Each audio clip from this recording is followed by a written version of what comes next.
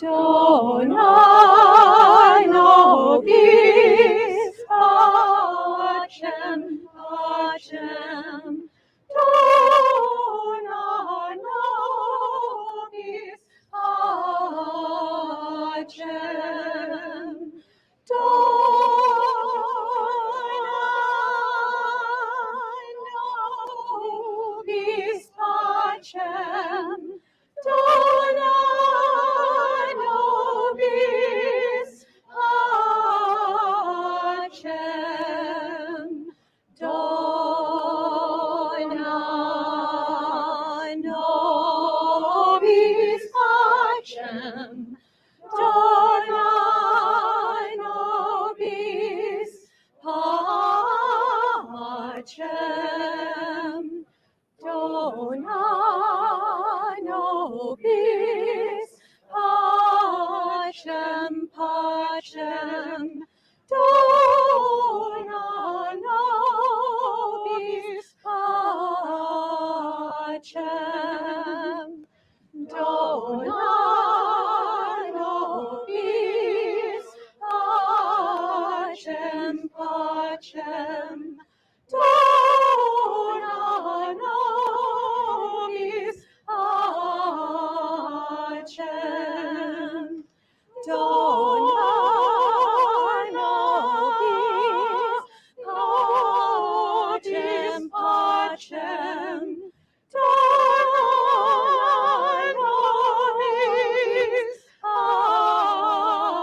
Hashem. Don't I know peace, Hashem. Don't I know peace, Hashem. Don't I know peace, Hashem.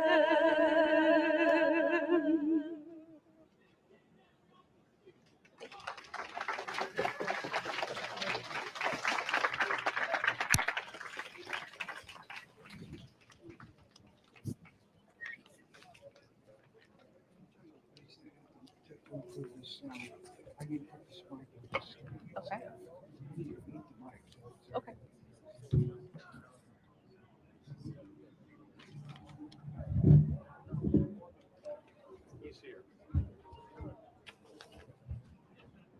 Okay. So it's easier to get closer in, and when you get closer.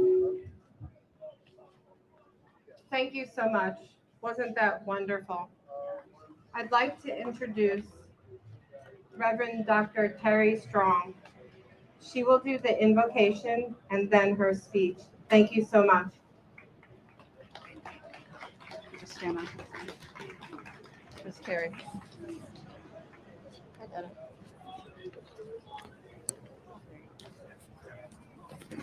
Just take this one.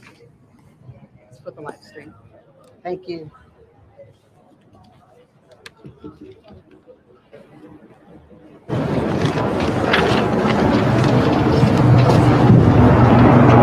Thank you to Helga Zepp LaRouche and Anastasia Battle for the opportunity to speak as an advocate for peace.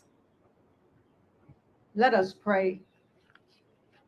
Father God, we come together as one, and we come together for the sake of peace. God, we thank you that you said if we be peacemakers, that you would call us the children of God. And we are grateful for that. And so as we have gathered in the name of peace, God, we ask you to give us wisdom on how to invoke peace in our world. God, we thank you for keeping us safe from all hurt, harm, and danger, seen and unseen, as we journey through the avenues of streets and countries to declare peace.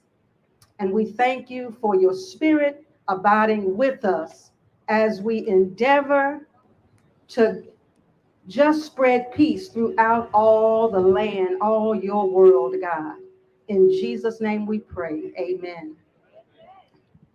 I first want to give a few shout outs to my sons, Dr. Andre Strong and Mr. Cameron Hayward, who is also a rapper, to my bishop, Bishop E. Ann Henning Barfield, to my Zeta Phi Beta sisters and Eastern Star sisters, and to my church that I pastor, Mount Sinai AME Church in Arlington, Tennessee, a suburb of Memphis. Hello, peacemakers! Peacemakers around the world, God bless you. As I begin, I want to say the time to talk about peace is before the war begins. The time to talk about peace is before any war begins.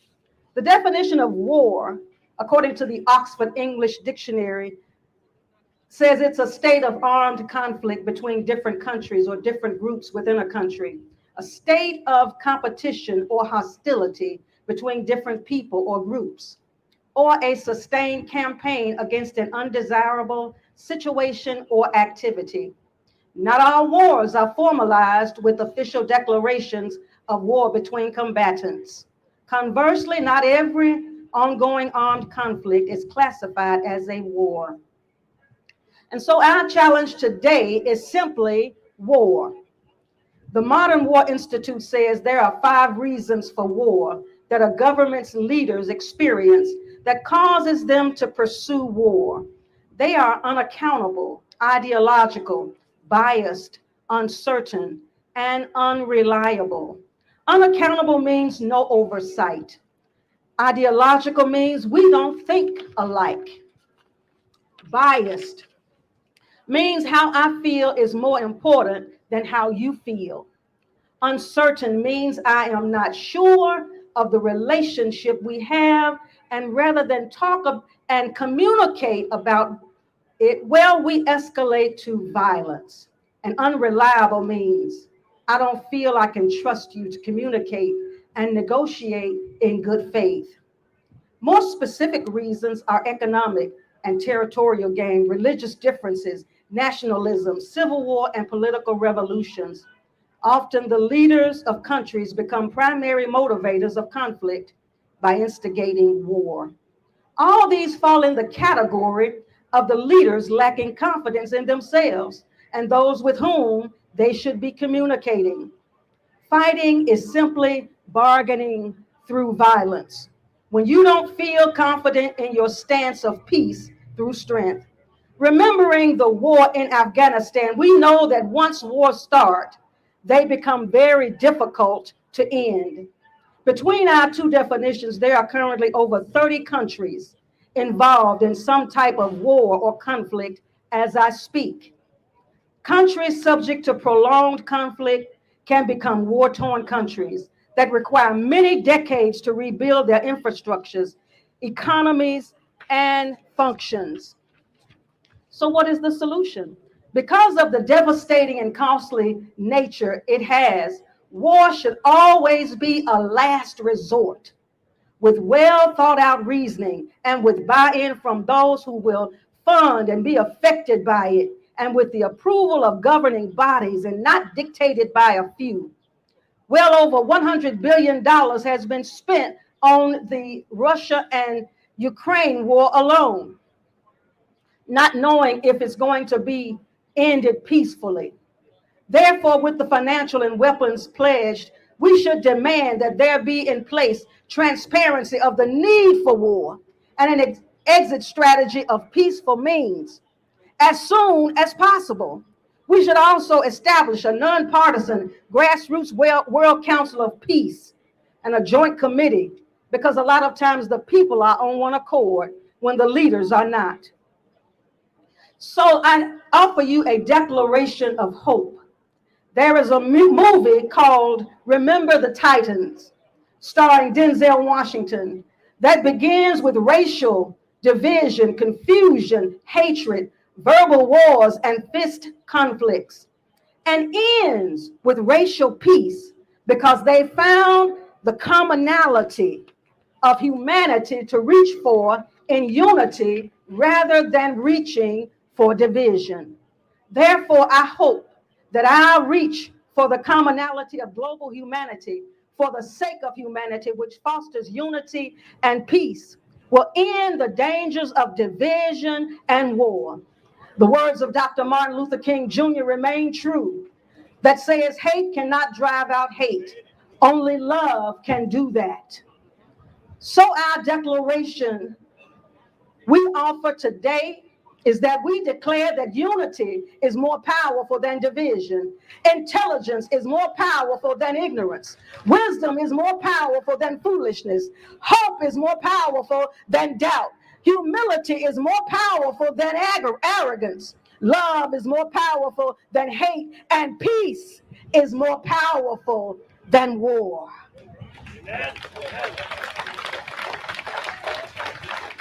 And if we operate our countries from the perspective of unity, intelligence, wisdom, hope, humility, love, and peace, we will be able to live together globally in harmony for all of our countries, cultures, and ethnicities.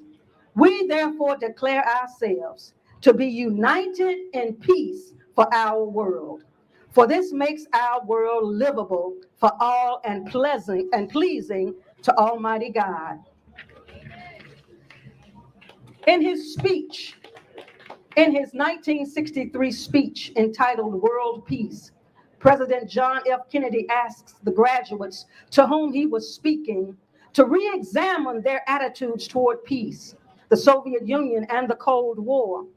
The president also announced that he, Soviet Premier Nikita Khrushchev, and British Prime Minister Harold Macmillan had agreed to hold discussions concerning a comprehensive nuclear test ban treaty.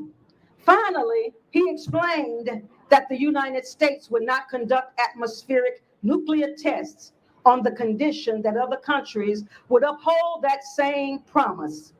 In other words, we all must be on one accord for peace. President Dwight D. Eisenhower stated in his farewell address as president the following: to all the peoples of the world, we pray that all peoples will come to live together in a peace guaranteed by the binding forces of mutual respect and love. And I say, if we all do this in all countries, war will never be the tool we reach for to resolve our differences. So today, August 6th, in the year of our Lord 2023, here at the United Nations Plaza, at the International Coalition for Peace rally, to seal this declaration of hope, I say in this song, penned by Jill Jackson and Cy Miller, let there be peace on earth and let it begin with me. Let there be peace on earth, the peace that was meant to be. With God as our Father, we are family. Let us walk with each other in perfect harmony. Let peace begin with me. Let this be the moment now. With every step I take, let this be my solemn vow, to take each moment and live each moment in peace eternally. Let there be peace on earth and let it begin in me. Let there be peace on earth and let it begin in me. Thank you so much.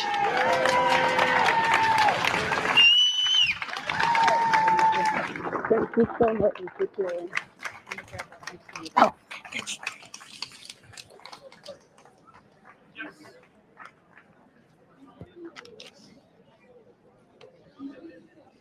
Thank you so much, Dr. Reverend Terry Strong. When you think about the power that we have in this coalition right now, where we're bringing people together of all political ideologies, of all religions, nationalities, what we're doing here is an expression of love, of that agapic love that every single one of you has for the rest of humanity. And I think what we have to take from this day is that we're not going to let these little voices in our heads of cynicism that we're too weak, or we're not strong enough, or everybody else is too stupid. We're going to rise above that and unite around principle. And with that, I would really love to have my good friend here, Scott Ritter. I think all of you know who Scott Ritter is, to come to the stage.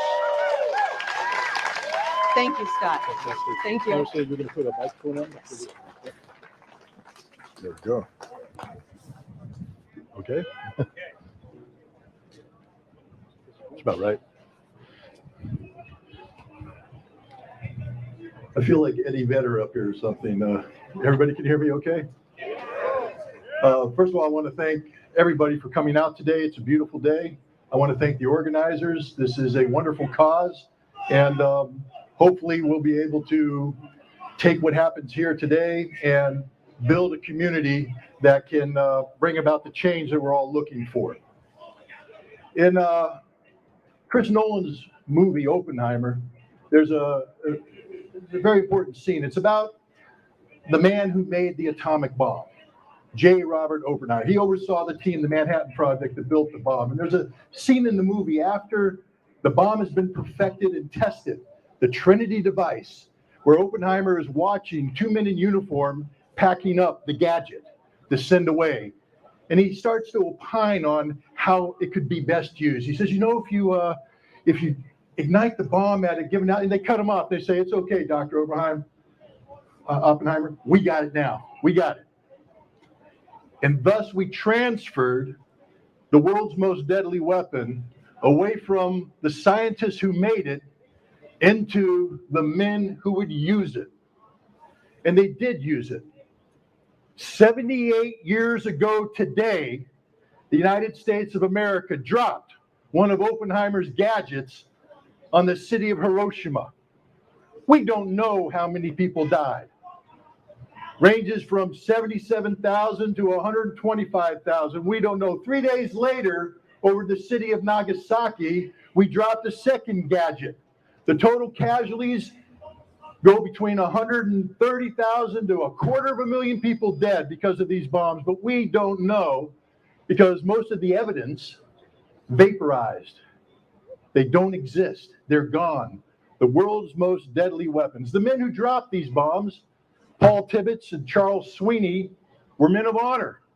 They're men who were serving their country. Paul Tibbets flew combat missions over Germany in an effort to defeat the Nazi threat. So I don't want to hear anybody say how evil he is. He was doing his duty as an executioner does their duty. He never once voiced any regret for his decision to drop the bomb. To his dying day, he said, what I did was right. You know, and I have some sympathy for Paul Sweeney because when I was in the Marine Corps, I was in a field artillery unit that was nuclear capable. And twice a year, we practiced the procedures we would follow if we were called upon to deliver a nuclear device against a hostile enemy force. And I will tell you right now, with absolute certainty, I and every single Marine would have obeyed those orders had they been issued, because we were the executioners. We weren't the ones who came up with the device. We were the ones who were going to use the device in defense of our nation. But then something happened. In the 1980s, rational thinking seemed to grip the United States. There was an amazing event that took place in June of 1982, right down the road here in New York City. 1 million Americans like yourself gathered there and demonstrated against nuclear war, demonstrated for arms control. At that time, the President of the United States was Ronald Reagan, hardcore conservative. He called the Soviet Union the evil empire. A year after this demonstration, ABC put out a TV series called The Day After. Ronald Reagan watched this series, and after seeing the depiction of what life after a general nuclear exchange between the United States and Soviet Union looked like, he turned to his advisors and he said, is this what it's going to be like? And they said, no, Mr. President, it's going to be far worse. It's going to be worse than you can possibly imagine. And that set off a light bulb in Ronnie Reagan's head. And in December of 1987, he signed the Intermediate Nuclear Forces Treaty with his Soviet counterpart, Mikhail Gorbachev, and began the process of getting rid of J. Robert Oppenheimer's device. It was the first time that the United States and the Soviet Union didn't speak of limiting the growth of nuclear weapons, but actually eliminating these weapons from the face of the earth. And you know who participated in that? You know who led the charge? Who's on the front lines in making this treaty possible? People like me, executioners, formerly trained to use nuclear weapons, and we're now having our skill sets corralled into getting rid of nuclear weapons. And ladies and gentlemen, that was a good thing. Unfortunately, we were not able to maintain the momentum. We got knocked off track. Arms control today is not happening. The last remaining arms control treaty, New START, expires in 2026, and there is no negotiation taking place today to renew it. And this is happening at a time when both the United States and Russia are talking about spending billions of dollars, some would even say trillions of dollars, in modernizing their nuclear forces. But this time the modernization will take place without any limitations, without any restrictions imposed by arms control. It will literally be a nuclear arms race. Now, what makes this more dangerous in the 1980s? In the 1980s, we operated with a doctrine called mutually assured destruction. It meant you use your nukes, we use ours, we all die, therefore let's not use the nukes. Now, that's a pretty stupid way to live life, but it's better than thinking that you can win a nuclear war. Today, the executioners of Americans' nuclear policy believe a nuclear war can be won. We have a doctrine that says that we can preemptively use nuclear weapons anytime we want to. It's not just me saying this, ladies and gentlemen.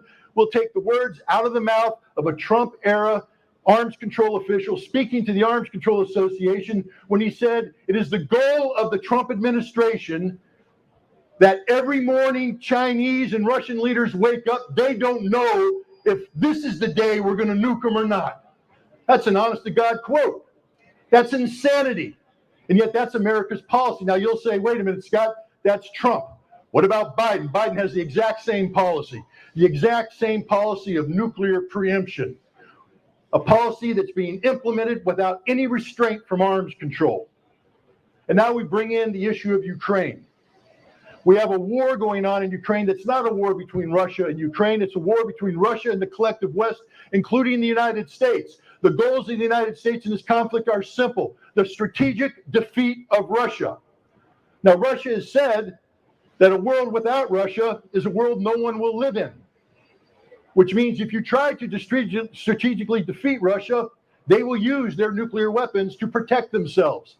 Yet the goal and objective of the United States in providing more than $180 billion of U.S. taxpayer funding to Ukraine is to enable Ukraine to strategically defeat Russia. That means that our policy is to commit suicide. Ladies and gentlemen, that is literally the definition of insanity.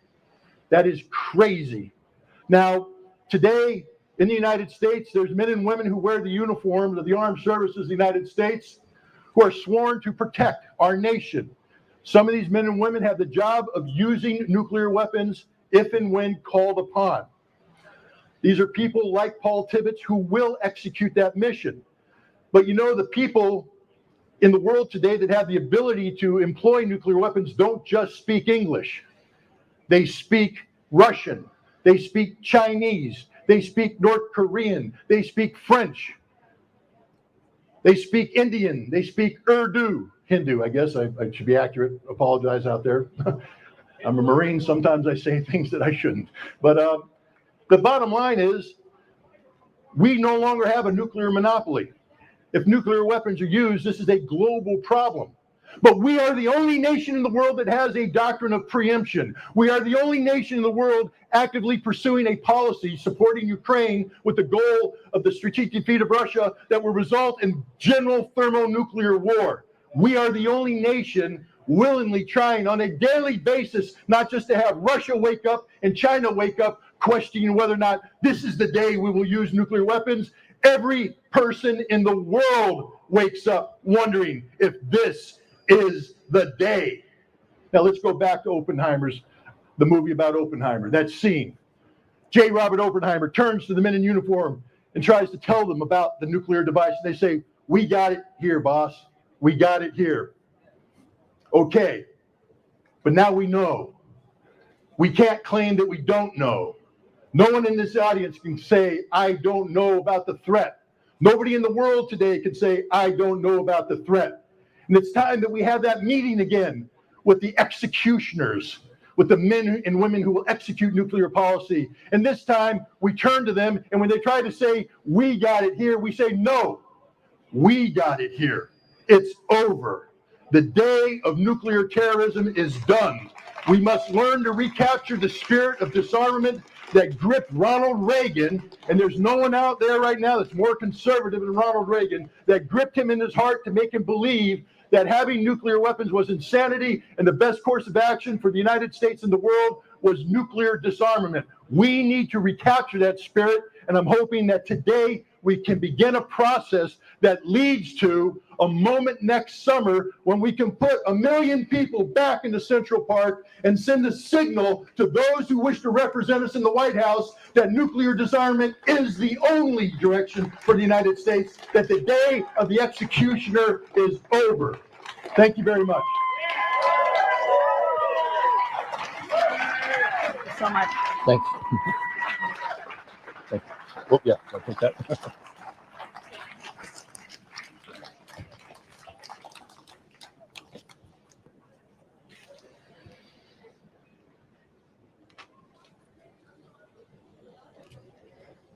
Thank you, Scott Ritter. I think that we should give him another round of applause. Thank you.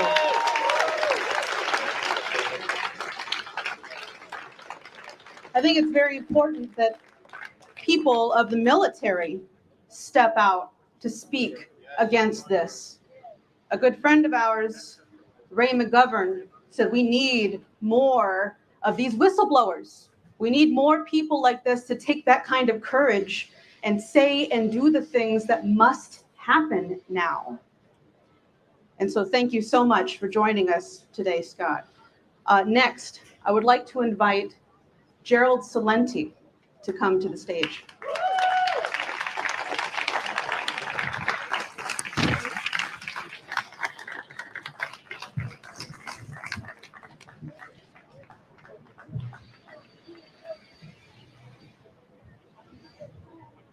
Thanks a lot. A little lower. A little lower. Good. Speak right into the All right. Hello, everyone. Thank you so much for coming here. So, my heart is broken.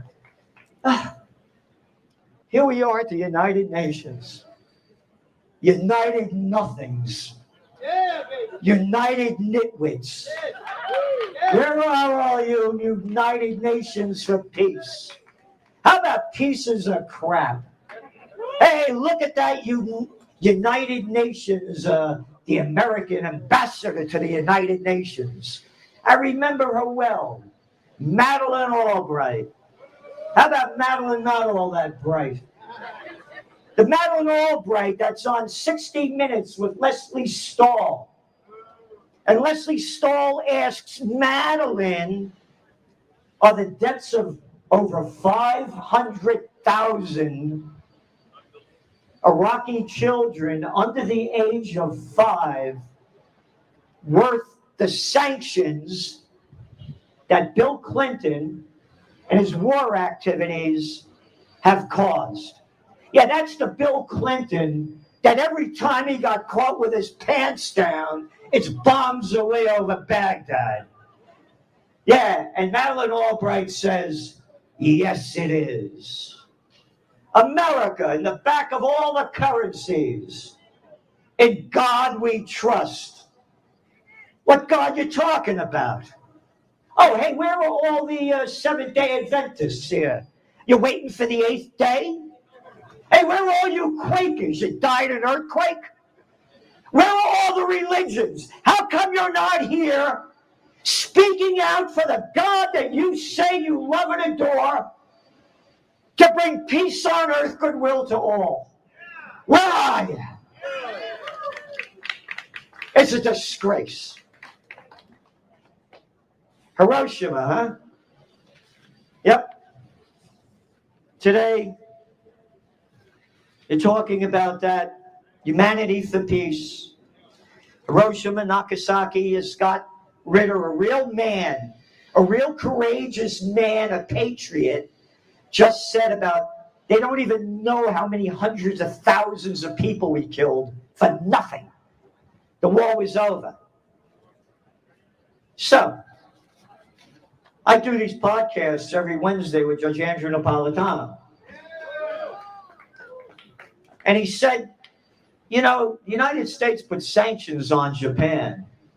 And that's one of the reasons what happened in the beginning of World War II. So I looked it up.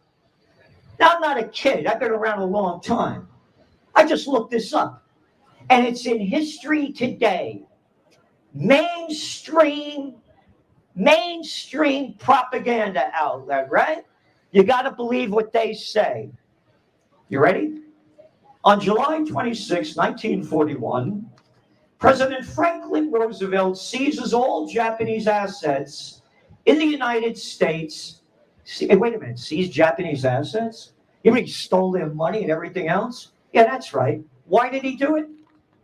In retaliation for the Japanese occupation of French Indochina.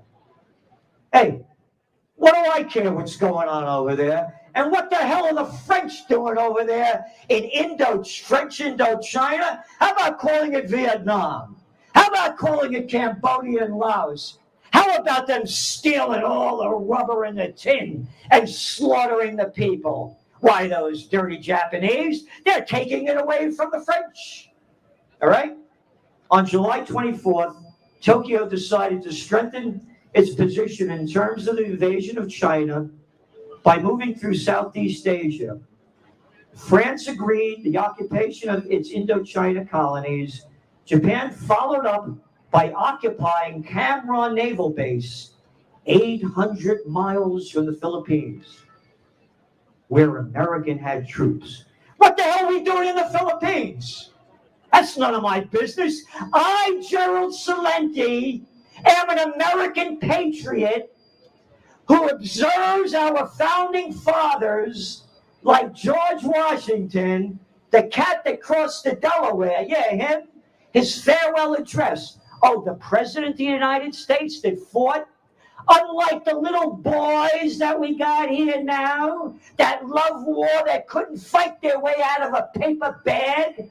Oh, yeah, Obama, I want that guy Assad out of there. No, Celente, you have to say it properly. You're too Italian when you say that. Assad has to go. Gaddafi has to go. Hey, you want to go take him out? Go take him out. No, we're going to kill all the people over there that we can and get what we can. Could you imagine little Billy Clinton fighting? Could you imagine little Georgie Bush with a pair of cojones smaller than a mothball fighting? No. But this is George Washington, the real fighter. He tells the American people, do not get involved in foreign entanglements, particularly what's going on in Europe, because basically this crap has been going on for thousands of years and it's none of our business. So what the hell are we doing in the Philippines? Oh, you mean stealing what we can steal? Going back to this article. those lousy Japanese, the Americans, where the Americans had, and the Japanese went into Singapore, where the British had troops. Why, the sun never sets on the British Empire. We could kill whoever we want. You have to say it properly. So those Japanese. So what happens is, President Roosevelt swung into action by freezing all Japanese assets in America. Britain and Dutch East Indies followed suit. Oh, the Dutch and East Indies slaughtering all those people? They followed suit. The result, Japan lost 3/4 of its overseas trade and 88% of its oil. They only import 100% of their oil. Can't understand why they bombed Pearl Harbor. Haven't figured it out yet. Look what's going on. World War III has begun.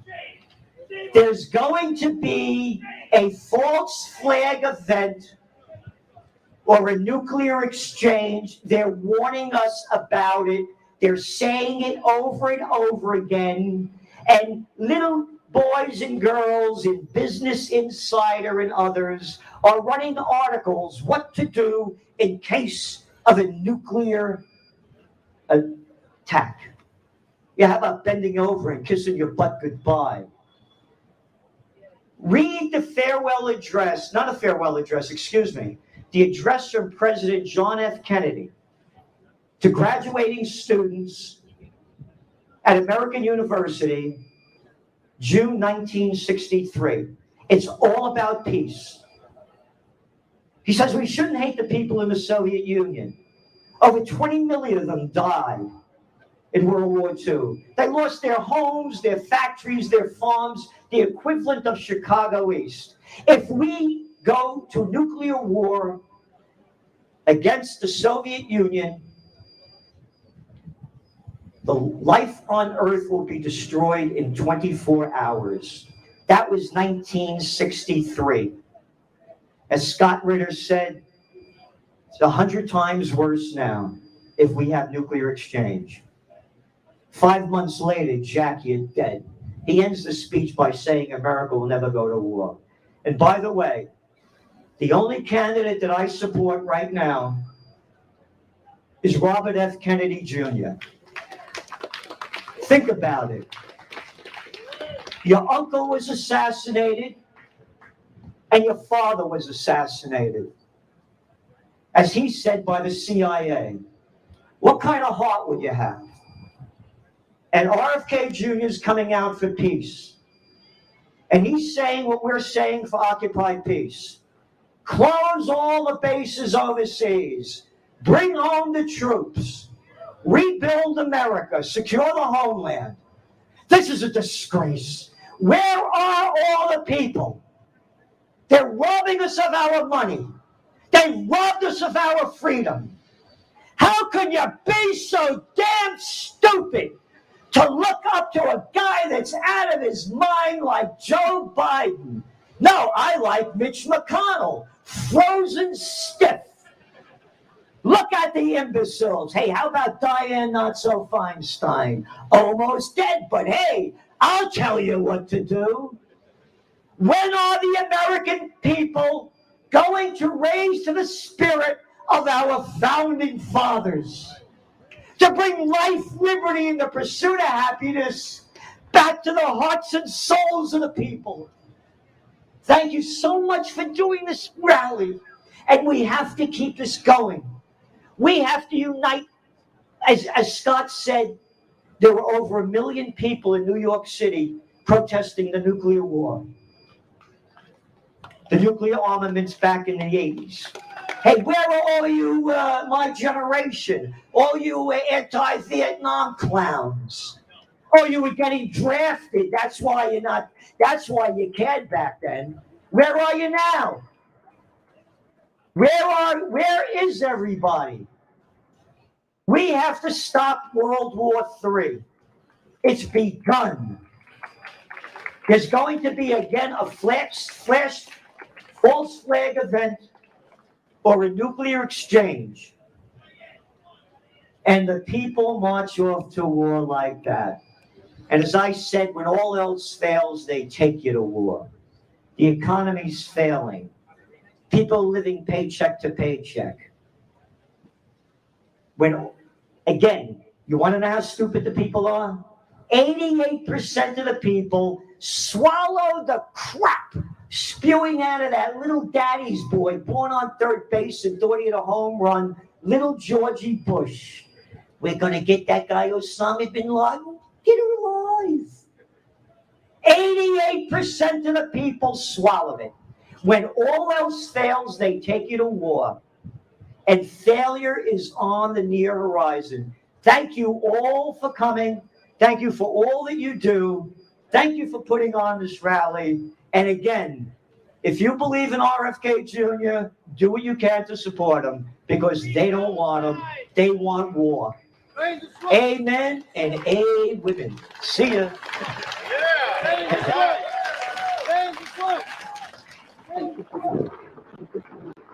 My pleasure.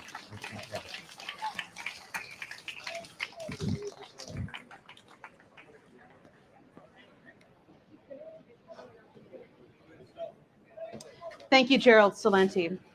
No, I think that's absolutely right. We need all people to come together now to stop a nuclear war. People have got to get over all of their little problems and differences and excuses, right? These are just excuses to not accomplish anything. In fact, quite frankly, it's probably an FBI operation, right? People who are inserting these kinds of cynical views. Oh, I can't work with a libertarian. I can't work with a Democrat. I can't, blah, blah, blah, blah. People are coming up with all these excuses on why things can't happen. Well, let's just say enough of that. Let's just say enough. So I would like to introduce Garland Nixon to come to the stage. Please. All right.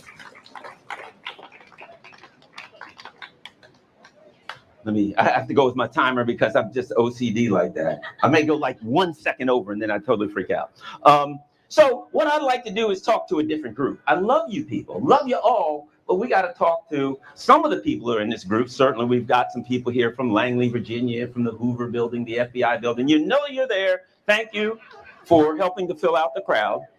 But what I'd like to say, and it's going to go somewhere, is to the people who are doing this stuff. And I'm going to say two words that pops into everybody's mind: bomb shelter, right? When you say they're doing this, most people are going to say, yeah, but they're not scared because they got bomb shelters and they figured that they'll blow us all up and they'll go to their bomb shelters and they'll all be good, right? Which I think there's probably some validity. Most people think kind of, raise your hand. You kind of have that feeling they got bomb shelters and maybe that's part of the plan.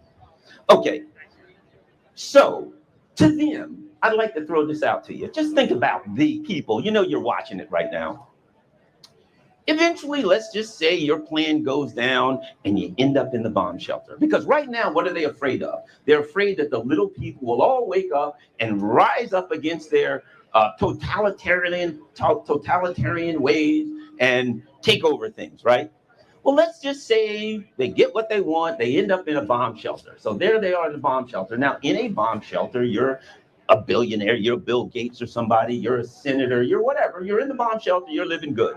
But in a bomb shelter, and being who you are, you got to have cooks, and you got to have security, and you got to have people that do things for you, right? Littles, nobodies that clean up and all that kind of stuff, right? Now, when you were out here, you were worried about all the littles rising up against you. But in that bomb shelter, and I know you're watching, at some point, the security people and the cleaning people will start to think, and they'll start to meet, and they'll start to say, you know what? They can't really pay us because there ain't no banks to cash our checks. And if we did, what would we spend them on? We can't go outside because everything's new. It's kind of boring. We're eating powdered eggs. We're drinking our urine that's been purified over and over. That's where we're going to do the rest of our lives. And at some point, they'll realize, wait a minute. In the other luxurious side of this bomb shelter, We got a bunch of billionaires and senators and all these people telling us what to do. But there ain't no such thing as billionaires and senators anymore because all that's behind us. So in reality, in the same way that the rules-based international order means might makes right, I can do what I want to do because I got a bigger military, right? Fangs and claws, back to the days when whoever had the biggest fangs and claws ruled the forest, right? At some point, they're going to realize we're security. We got guns. And we're chefs and cooks. We got knives. And on the other side of this bomb shelter is a bunch of billionaires who are out of shape and they ain't got no weapons. And your biggest fear in this world that we were in, if you get in that bomb shelter, at some point your biggest fear will come true there. And they'll wake up and say, wait a minute, we got the guns, we got the knives, they can't pay us, and they'll come over and have a little talk with you. And they will say, we've come to realize that you guys aren't senators, you're not billionaires. Pardon me.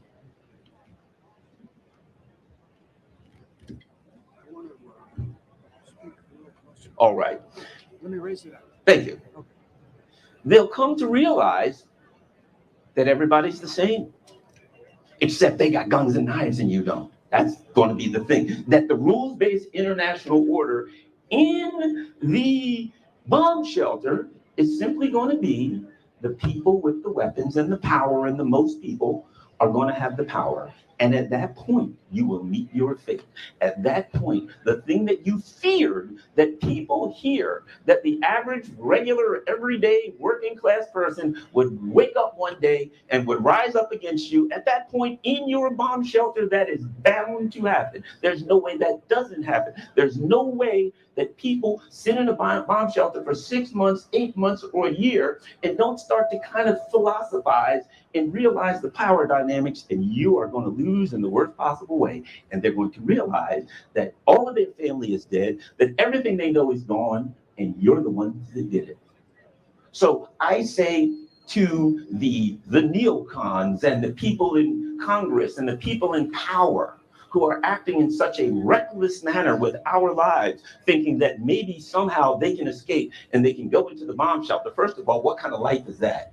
Living in a bomb shelter until you die at some point because you can't go outside of it. But secondly, inside that bomb shelter, the dynamics that you fear have to come to fruition sooner rather than later. It would be your worst nightmare to be in a bomb shelter. Imagine that. You're a bunch of rich people in a bomb shelter, and on the other side of the bomb shelter is a bunch of people that you screwed over and killed their families and destroyed everything that's dear to them, and they wake up and realize it.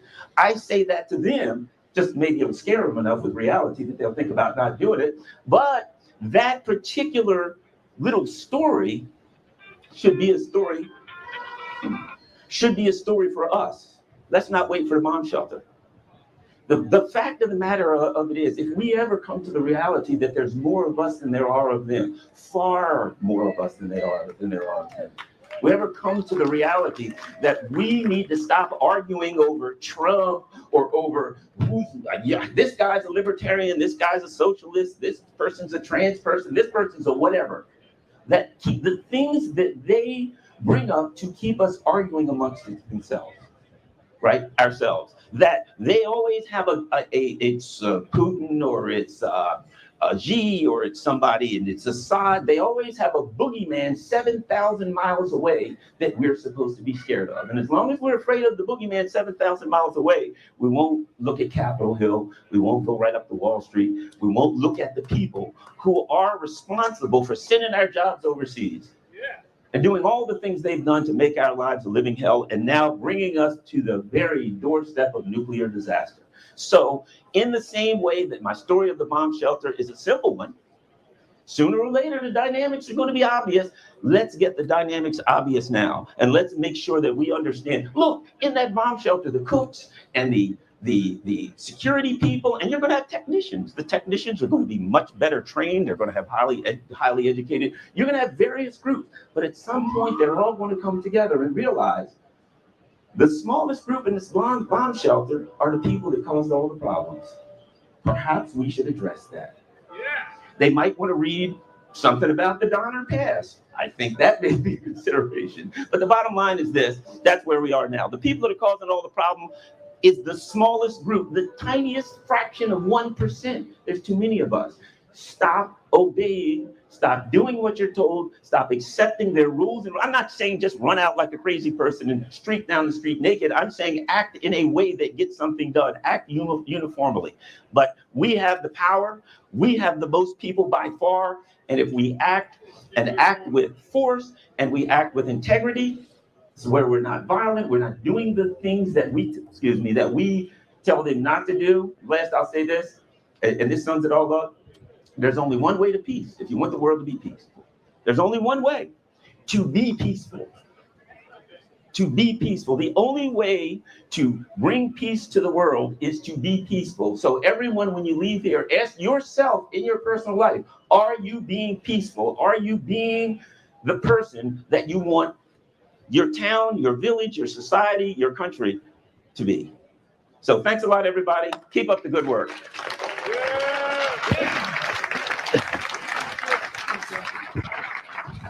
Thank you.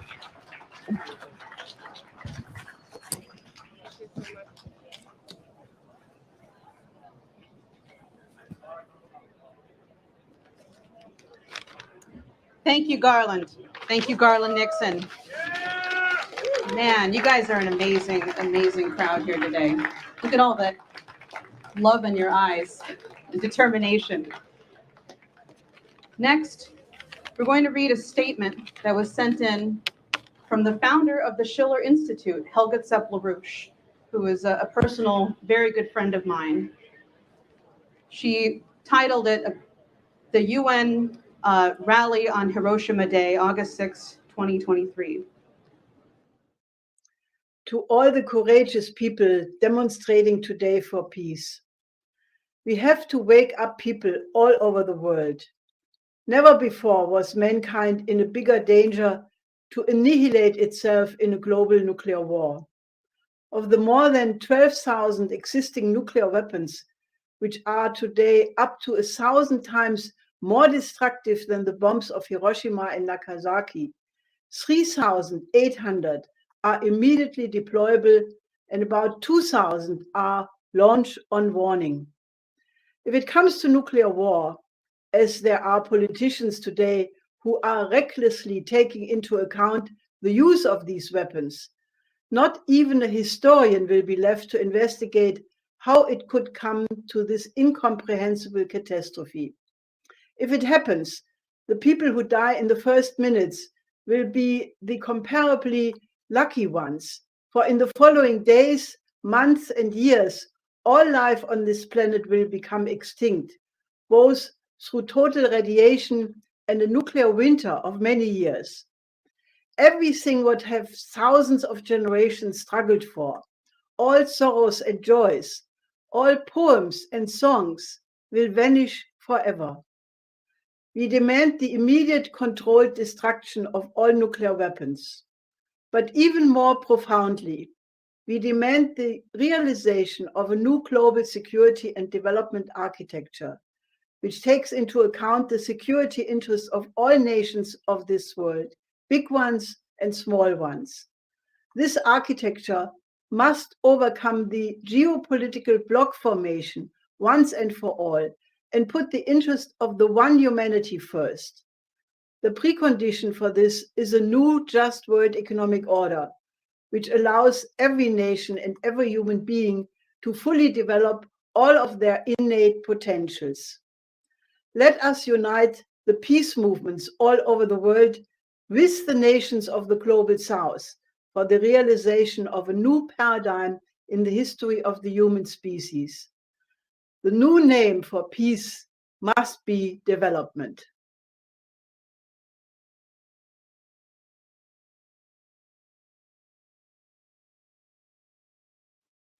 History of the human species. The new name for peace is development. Thank you.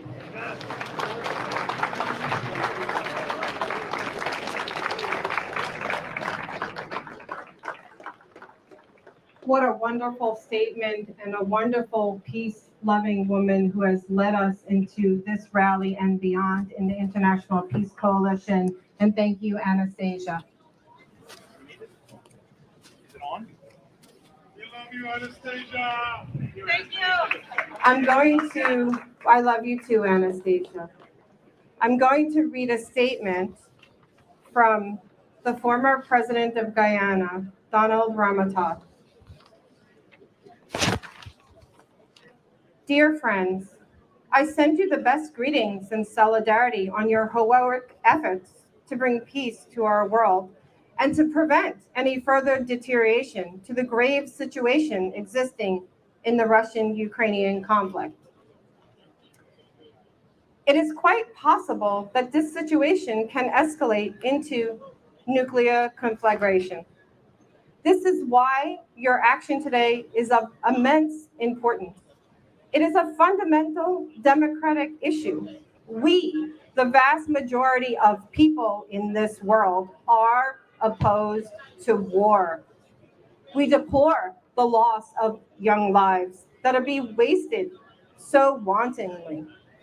The reason this is continuing is because a very tiny minority of persons, people who profit from wars and those who have illusions of total world domination, are determined to silence all opposition to their plans to rule the world. Let me be quite clear. A lasting peace is not possible to be built on the insecurity of another country. Russia and the Russian people have the right to security. Trying to destroy Russia and to balkanize the country is a recipe for global disaster. It is also really immoral for NATO to conduct a proxy war against Russia at the expense of hundreds of thousands of young Ukrainian lives. We must demand an end to this carnage now. We must demand that all nuclear weapons be destroyed. Nuclear disarmament is the first essential step towards total disarmament. The great scientist Albert Einstein once said that we cannot prepare for war and hope to have peace. Those words ring even true today than they ever were uttered decades ago. Colleagues and friends, your protest today is taking place on the 78th anniversary of the detonation of the first nuclear weapon in Hiroshima, Japan. In minutes, more than 200,000 persons perished and an untold amount were injured. The nuclear weapons of today are some 1,000 times more powerful and destructive than those that were unleashed upon Japan 78 years ago. NATO leaders want to use those weapons today. They are undoubtedly working on the assumption that the world has forgotten about the catastrophic consequence of what happened so long ago. Let us tell them that we will never forget. Let us tell them to immediately halt their aggression and abandon their programs for future wars. Let us reaffirm the brother and sisterhood of humankind. Let us stay the course until genuine peace based on freedom, prosperity, and justice is achieved. I embrace you all. Signed, Donald Ramotar, former president of Guyana. Thank you so much.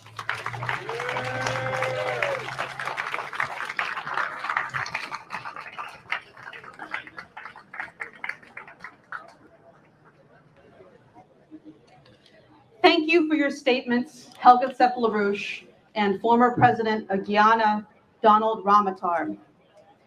Next, I'd like to introduce another very personal friend of mine, Diane Sayre, who I think all of you know, living in New York City, who Diane Sayre is and how dangerous she is to the enemies of mankind.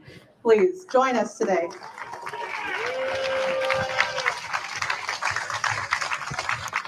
Okay. Thanks.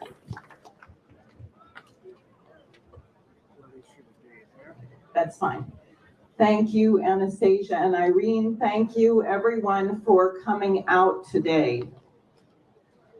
If there is not a major change in the United States, there is reason to believe that this day, August 6th, would be a good time for us to say our goodbyes. Our goodbyes to each other, goodbye to the planet, and goodbye to the paintings of Rembrandt, the discoveries of Ibn Sina and Albert Einstein, the philosophy of Confucius and Leibniz, the principles of the US Constitution, the poetry of Shelley, and the music of Beethoven. We are steadfastly marching toward the thermonuclear annihilation of everything created by man. Wasn't that the point of dropping the bomb on this day 78 years ago? It wasn't about making the Japanese surrender. That was already under negotiation. The purpose of dropping not one, but 2 bombs on civilian population centers in Japan was to demonstrate that we could do it and that we were willing to do it. Is there anyone here so naive as to believe that we have become more moral since the day that Madeleine Albright declared that although it was a tough decision, the lives of 500,000 Iraqi children was a reasonable price to pay to achieve our goals in Iraq, which apparently we still haven't achieved because we're still there, illegally occupying that nation. You know, the American illegals squatting in nations all over the planet who don't want us there. So it's time for you to disabuse your friends of the notion that some wise person who has somehow managed to stay out of jail inside the Beltway is going to stand up and stop this thing before we go over the cliff. Waiting for that person would guarantee that we were all finished.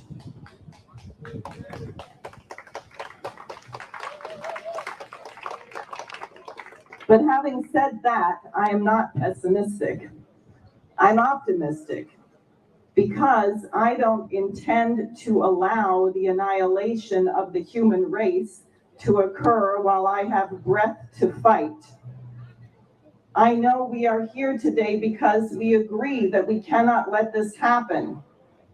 And although they are not here with us in Dag Hammarskjöld Plaza, billions of people around the world are saying no to Anglophile, which sounds a little bit like pedophile, hegemony.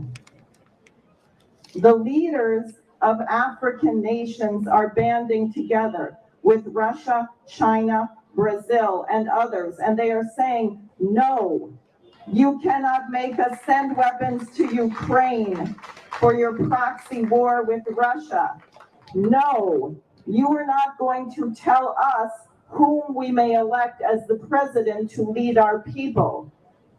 As soon as these international leaders can hear and see signs of sentient life from within the United States, we will have a global resistance which can liberate us all from the billionaire perverts who seek to divide, rule, and depopulate us. In 1988, Lyndon LaRouche made a bold proposal for the reunification of Germany based on what he knew to be the coming end of the Soviet communist system. They were bankrupt, and he said, let us feed Poland in return for the reunification of Germany. 3 months later, he was sitting in federal prison. but the Soviet Union did collapse and Germany was reunified. But instead of embracing this as a great opportunity to liberate mankind and raise the standard of living worldwide, Maggie Thatcher, the iron-pumping Prime Minister of the UK at the time, and George H.W. Bush jumped on their flying carpets and broomsticks and flew all over the world, starting wars. We had the hideous invasion of Panama, the first Iraq War, war in the Balkans, the Malvinas, and many, many more wars that we don't even know about. LaRouche from prison and his wife Helga from Germany warned the arrogant Anglophiles who believed they were the winners that just as the communist system collapsed, the collapse of the British liberal free trade system was nigh. And when that system collapsed, there would be a great revolutionary change of far greater magnitude than the dissolution of the Soviet Union. That moment has arrived.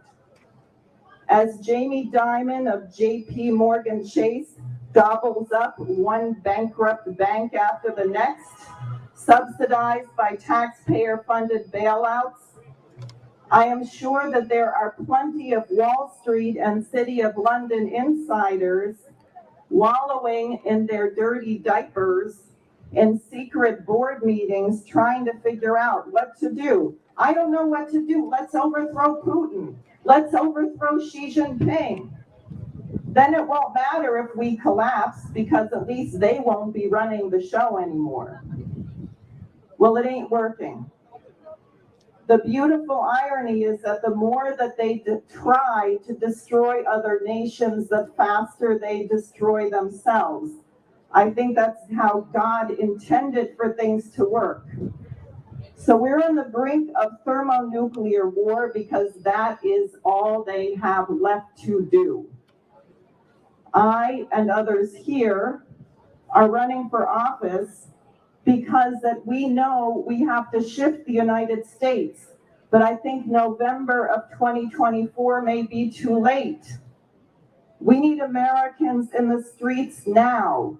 We need delegations in 435 congressional districts, visiting your congressman so many times that you are on a first name basis with every single staffer in their office.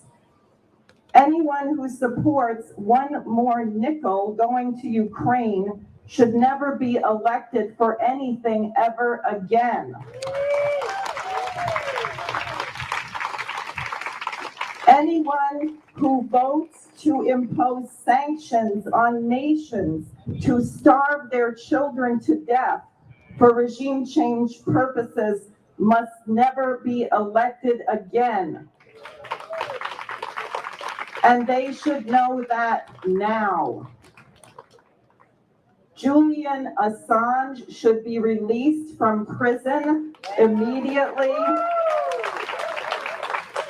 Lyndon LaRouche should be exonerated. NATO should be dissolved. What is needed is an entirely new order among nations based on mutual respect for the sovereignty of their people and the dignity of man. Our enemies are totally morally and financially bankrupt.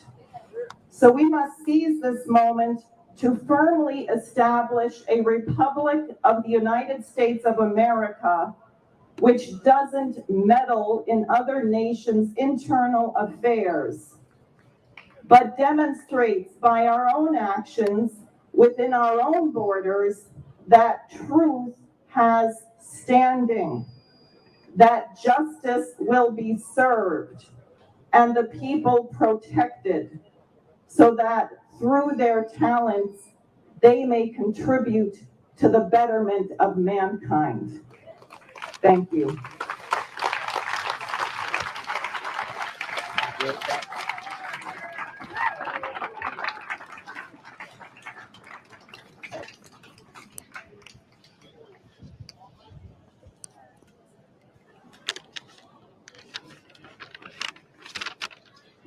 Thank you, Diane Sayre. Let's do one more round of applause for Diane. The woman has so much courage. Next, I would like to invite Muhammad Salim Akhtar to the stand.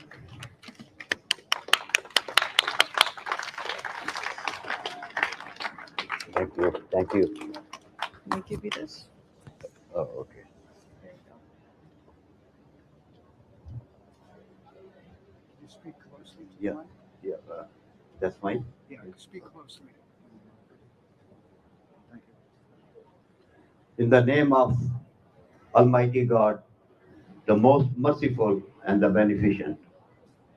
It is so, first of all, I want to thank you, Diane, and I want to thank the organizer of this rally and all the friends to invite me to come and share my thoughts with you. My name is Muhammad Salim Akhtar.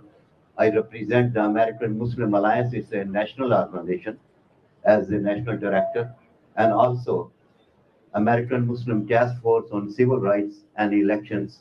That is the umbrella of the major Islamic and Muslim American organizations. It is so heartening to see all of you and listen to all the speakers before me. And especially, I always wanted to see Mr. Scott Ritter, and I am glad to listen to him. We have all spoken, most of this spoken well about the danger of the nuclear war and what it has done in the past 78, 80 years ago, and what it can do. You know, most of the people think in the public, general public think that the nuclear is a deterrent to any war, which is not true. So I want to submit to you what we believe in, you know. First of all, the American Muslims, not only the American Muslims, but the Muslims all over the world, they stand in solidarity with you for the sole purpose of the peace and justice. And what we believe, is that's part of our faith, that if you kill a one human being, just one, it is like killing the whole humanity. But if you can save just the one life even, it is like saving the whole humanity. So with this belief, we are bound to stand in solidarity, not only the American Muslim, but Muslim across the world. Couple of the speakers before me, they already mentioned the Madeleine Albright. Okay. Yeah, to be exact, what he said when somebody asked that how many million or some plus some children who died because of their actions. Was that what? And she said simply yes. And I have been wondering since then, what as a Muslim, what I am raised and to believe, the respect and honor of the woman, because the woman is the one, her laps and her belly to endure and save the humanity. She is uh, she's the one who safeguard the culture, the safeguard the human values. And I was surprised how it could become so bad that a woman who's supposed to nurture and supposed to protect the humanity, okay, that can come out from the mouth of a woman who is leading a whole nation in British in that case at that time, okay. But what I tell you, that what we believe, and with this is, you know, by the virtue of this belief, the whole Muslim universe, universally, that stand with you. What I want to submit with you is that we need to address the root causes of the war. We must address all the means, all the reasons that can create a conflict between individuals, between groups, and between the nations. Now, every single organization, regardless if it is UNO, is a NATO, or any other organization, which is designed in a way that they are doing is a scheme and planning to undermine the less fortunate and the underdeveloped countries up there. And we must stand it and speak out. Now, there is a three-pronged strategy which we normally adopt, and I wish to submit to you what is the three-pronged strategy. Now, I divide it into that one is the mob politics, which we are doing now, is a rally. The other second is the advocacy. We need to do the advocacy into the masses in United States, town to town, city to city, state to state, and across the border, across Atlanta, in Asia, in Africa, to awaken the people of the danger. Because the common people think they cannot believe it.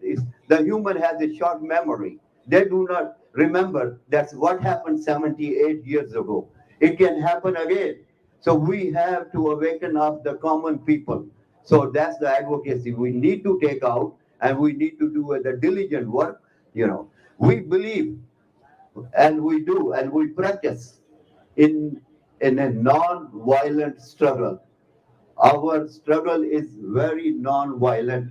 And the third and the last strategy, which I may submit to you, is that we must use our votes at the polling booth, but I call it electro-politics. When we choose the candidates from bottom up, from a municipality members of the municipalities, state assemblyman, state senator, all the way to the U.S. Senate, and then Congress legislators, and the President of the United States. We should be able to be bold enough and come out as a block vote, and then demand that we must take every single measure to alleviate those scheming and planning to undermine the majority of 95 to 98% of the human race, to have a uh, new colonialism, economic colonialism, and keep the underdeveloped countries, because economics is the reality that causes a rift between haves and haves not. We need to do every single thing. We need to have a voice up, and we need to stand up, and we need to do what we need to do is deliver the block votes from bottom to top or top to the bottom. Okay, these are the things we need to do. We need to continue to do the hard work. We need to explain that it is the possibility. We cannot close our eyes the danger of the mass destruction. We cannot close that eyes. Okay. In the case of the recent what's happening between the recent war with the conflict right now, and the only solution is the negotiations. After every single war, there has been historically people are bound to go to the negotiation table. Okay, if we really cherish the sanctity of the human life, we must insist our individual citizens. We must insist the lawmakers. We must become part of the decision-making process instead of we being led by legislators and the president. We must be in the area where we have our say so. Okay, so we need to become the part of the decision makers. We have to utilize all the avenues. It's good. It's very heart-thriving to see the people coming from different places of the nation. And I know there are some small and big gathering going on in many other cities across the world. Okay, but we have to do more than that. I again thank you so much. God bless you. And thank you for the organizer. Okay, and you all have a nice day. Thank you. Thank you. Thank you. Thank you. Thank you. Thank you.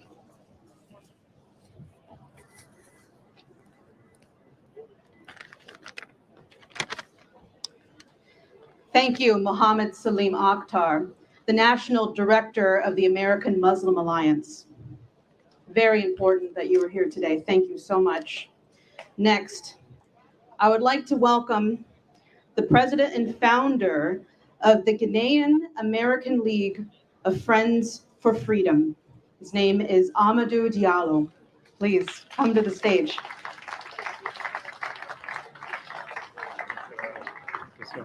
Thank you for coming. Let me give you this mic here.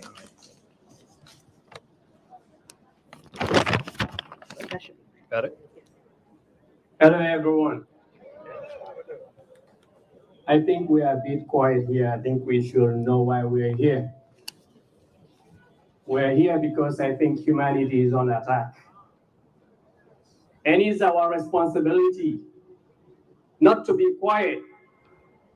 It's our responsibility to stand and say no to the destruction of humanity. No matter where it's happening, we will be held accountable if we do not speak out. We will be held accountable if we just sit there. Our children, our grandchildren, our great-great-grandchildren will hold us accountable. What do we do? What did we say to speak out against what is happening against humanity, wherever it's happening around the world? So we are here today to stand against wars across the world, wherever it's happening. So many have lived to see wars, to see the results of wars.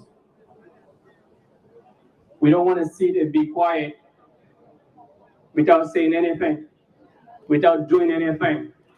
Your voice might count. You don't know how far your voice will go, who it will reach out to, what that voice will move, who that sound will move. And that's the reason why we're here. If we become quiet, I guarantee you our children and our children of our children will hold us accountable one day. My name is Amadou Diallo. I'm representing the Ghanaian American League of Friends for Freedom. I'm originally from Africa, West Africa. I've lived, and my family have lived to see wars. We have seen how innocent people get destroyed. Women, children, elderly, the youth who's supposed to be future leaders, destroyed, have no hope. All of you guys have seen the war in Ukraine. You have seen the elderly. You have seen women and children creeping, holding their sticks. They have nowhere to go. No one to help them. I don't care who you be. If you look at that, your tears will run down. Are we just going to sit down and see the elderly creeping down, bombs coming on them, destroy them, women and children? We all have seen stories of children in Ukraine crying. They were with their dad when their dad bombs fall on them and destroy their parents. I have no parents today. Are we just going to sit down and continue to look and see the war continue to go? Wars are going on across Africa. They've been supported by different nations. Women and children and elderly are getting killed. Young people have no future. They are hopeless. And that's the reason why we're here today. No matter where you are, no matter where you live, you have the right to freedom and existence.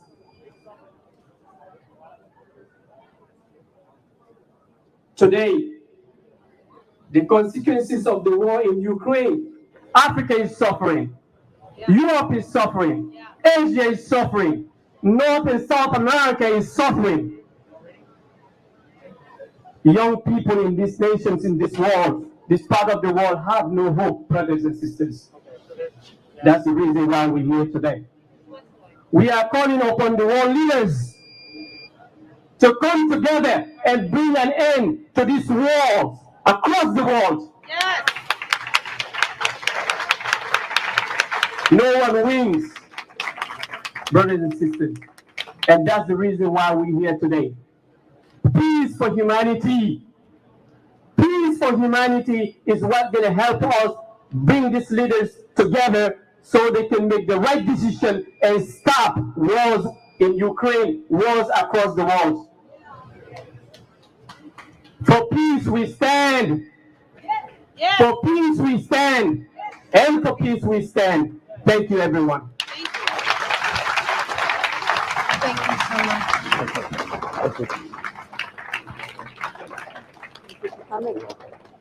Thank you so much for an inspiring speech. And we need to think about the fact that there's really no reason for humans to slaughter each other on the battlefield over disagreements of ideas. All wars start with myths and misunderstandings. Then they are propagated by the lies of our governments and the media. Our next guest we are honored to welcome is Jude Ellie. He is a presidential candidate from Haiti, a man of peace and kindness. Thank you so much.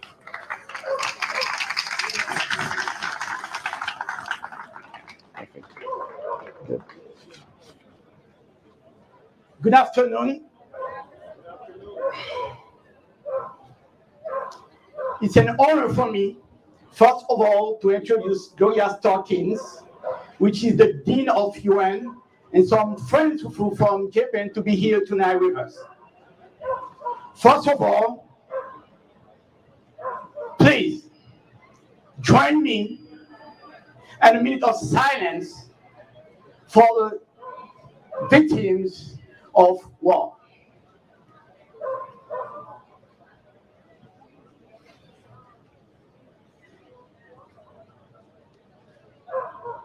I am Jude Ellie. I'm from Haiti. It's an honor for me to be here to address you at this important and historical event for war and peace. The Haitian community and the diaspora and my homeland asked me to convey our deepest gratitude for this effort for peace. Today, I'm here not just to advocate for world peace, but to start change in my own country, Haiti, which is in turmoil. My heart is heavy, like the heart of all good friends of Haiti. It seems the world has turned a blind eye to Haiti's suffering. Haiti fames is not rooted in its poverty. It is in its history. 1804, Haiti was the first black nation who ended slavery and spread the light of freedom through the world.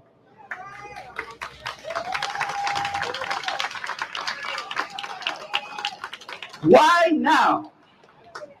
Why are we one of the most contentious and troubled nations? Why are we scratching the bottom of the barrel? Haiti is in dire need of unity, inspiration, transformative action to be able to be stable and have peace. Sustainability and equitability development to all cannot reach without true peace. To the world, I say, enough is enough. Enough is enough. It's time for action. Action to eradicate violence. Action to eliminate disparity and injustice in all its forms. War is not the answer. We do not want war. We yearn for peace. And I want you all to repeat that we don't want war, we want peace. We don't want war, we don't want war, we want peace in Haiti. We want peace all over the world. Peace and prosperity for all can be achieved with reality of freedom of speech, freedom of religion, freedom from fears, food safety. Again, I'm here to tell you all that we will be part of this movement to rebuild Haiti against the war. We don't want war. Haiti is one of the largest countries in the world. To my fellow Haitians, I, Jules Ehrlich, I strongly believe all together we will be able to rebuild this nation, make Haiti safe, make Haiti strong, with all good friends of Haiti. Together we're stronger. We are one in the search of peace. Thank you.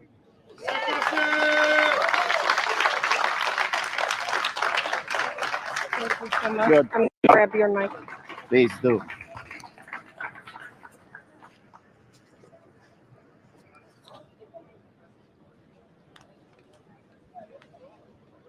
Thank you so much. We must learn to respect sovereign nations. We must agree that they are as empowered and as important as all nations across the world. And we must realize that American imperialism is not beneficial for the overall global humanity. It is my honor to introduce our next guest. He is a Republican 2024 presidential candidate. Aaron Day, thank you so much for speaking.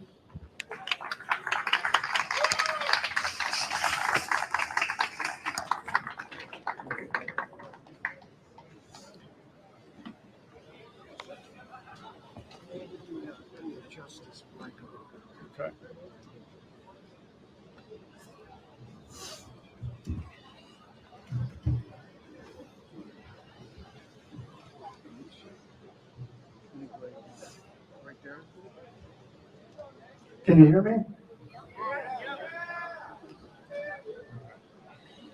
Okay, speak right into the mic. My friends, we gather today on the brink of disaster. The doomsday clock stands at just 90 seconds to midnight, the closest we've ever been to annihilation since the height of Cold War tensions in 1953. The Russia-Ukraine war edges us closer to nuclear confrontation. We've seen the devastation. Entire cities reduced to rubble, millions displaced, and civilians killed. From Kiev to Moscow, the fighting rages on. The U.S. has approved over $67 billion in military and economic aid to Ukraine, while steadily expanding NATO eastward in violation of the spirit of the agreement following the end of the Cold War. Russia threatens nuclear retaliation if the West intervenes directly. Yet hawkish politicians downplay the risks, even suggesting limited nuclear war is winnable. But as Eisenhower warned, you cannot have this kind of war. There just aren't enough bulldozers to scrape the bodies off the streets. Sisters and brothers, we stand at the precipice of oblivion.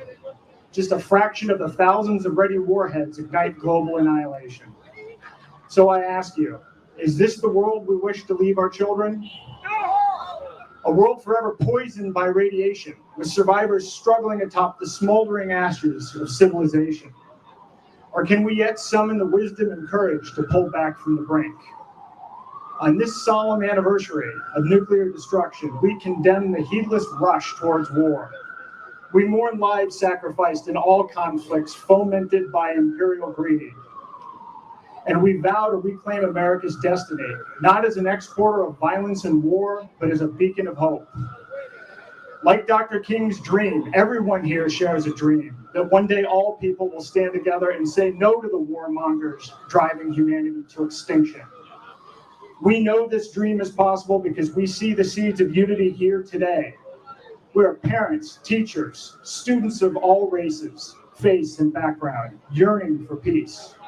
We've endured endless emergencies together, lockdowns, mandates, censorship, and crushing inflation. We've awakened to the truth that real power resides not in Washington, D.C., but in we the people.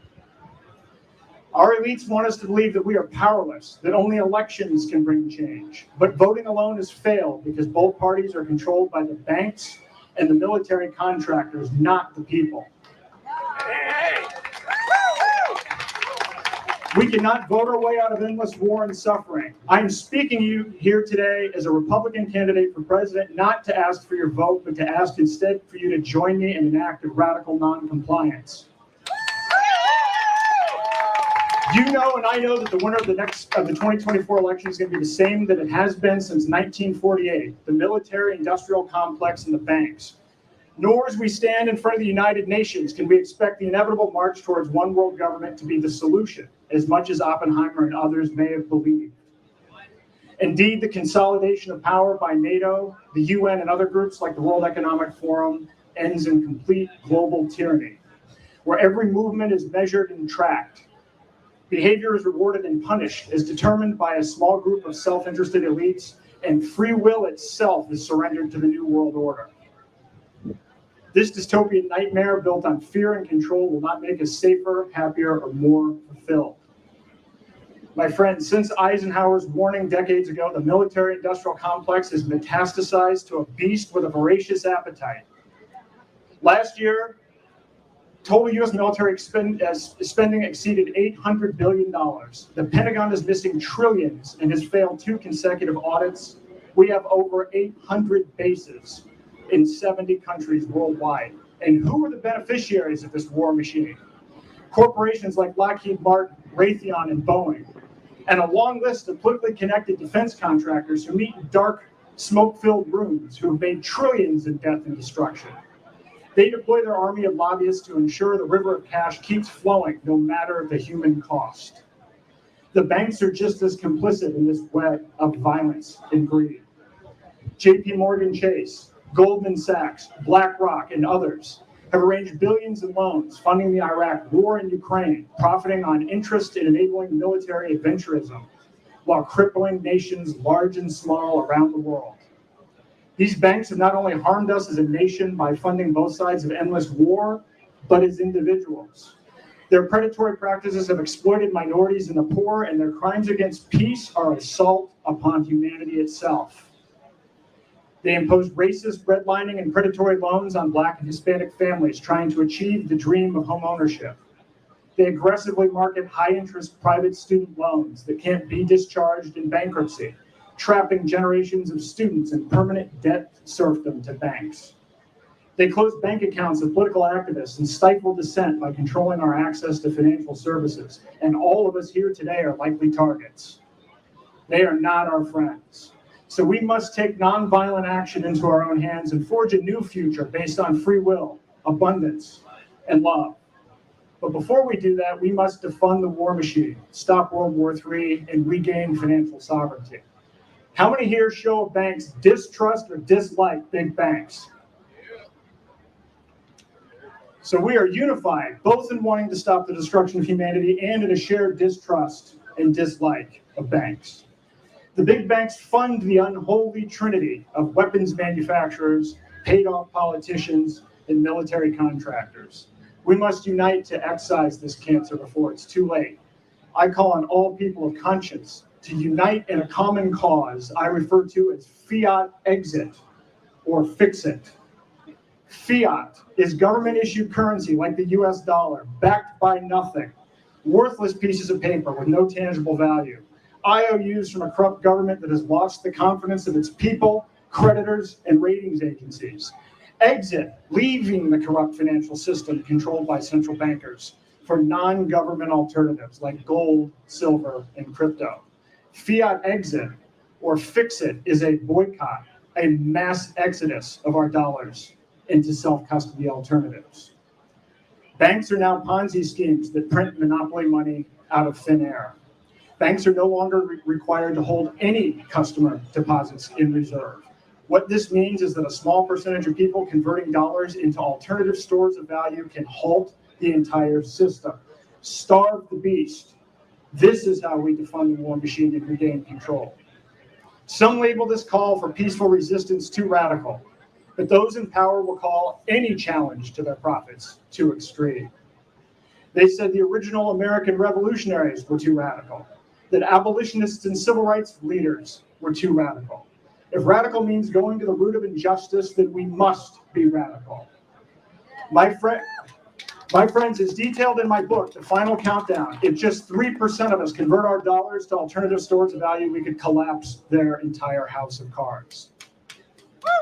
Fiat exit ends the tyranny of central bankers who manipulate our currency and enable endless wars.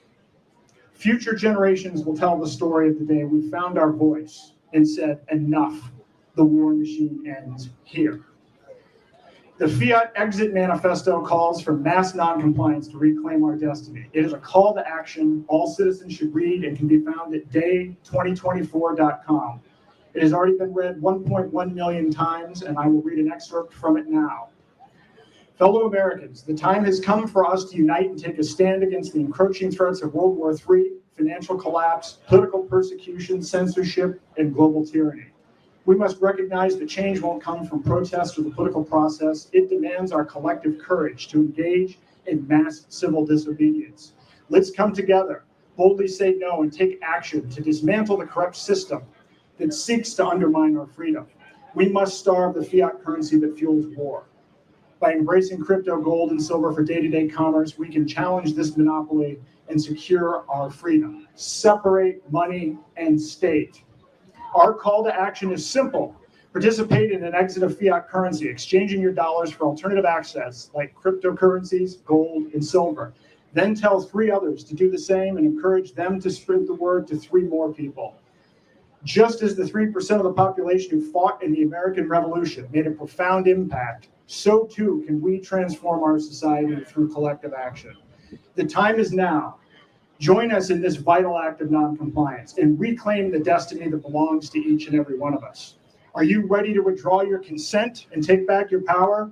Yeah. If everyone here who hears this message, whether here live in New York City or one of the 19 sister rallies from Austin to Austria, Germany to Guatemala, Chicago to Chile, or citizens streaming this worldwide, if everybody took heed, we could end the war machine within weeks. It's up to we the people. Let them hear us. Fix it now. Yeah, fix it now. Let them hear our voices across this land. Fix it now. Let them hear our voices in Kiev and Moscow. Fix it now. Thank you.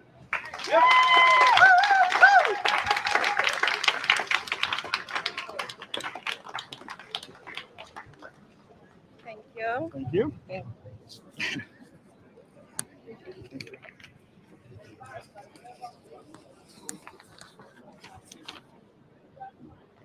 Thank you so much, Aaron Day. We must remember that the military-industrial complex is not here for the benefit of humanity, and we must remember that we the people have the power. It is my honor and privilege to introduce the next speaker. He is a 2024 Libertarian presidential candidate, a friend and a colleague in liberty, Mike Termott. Thank you so much. I need a microphone.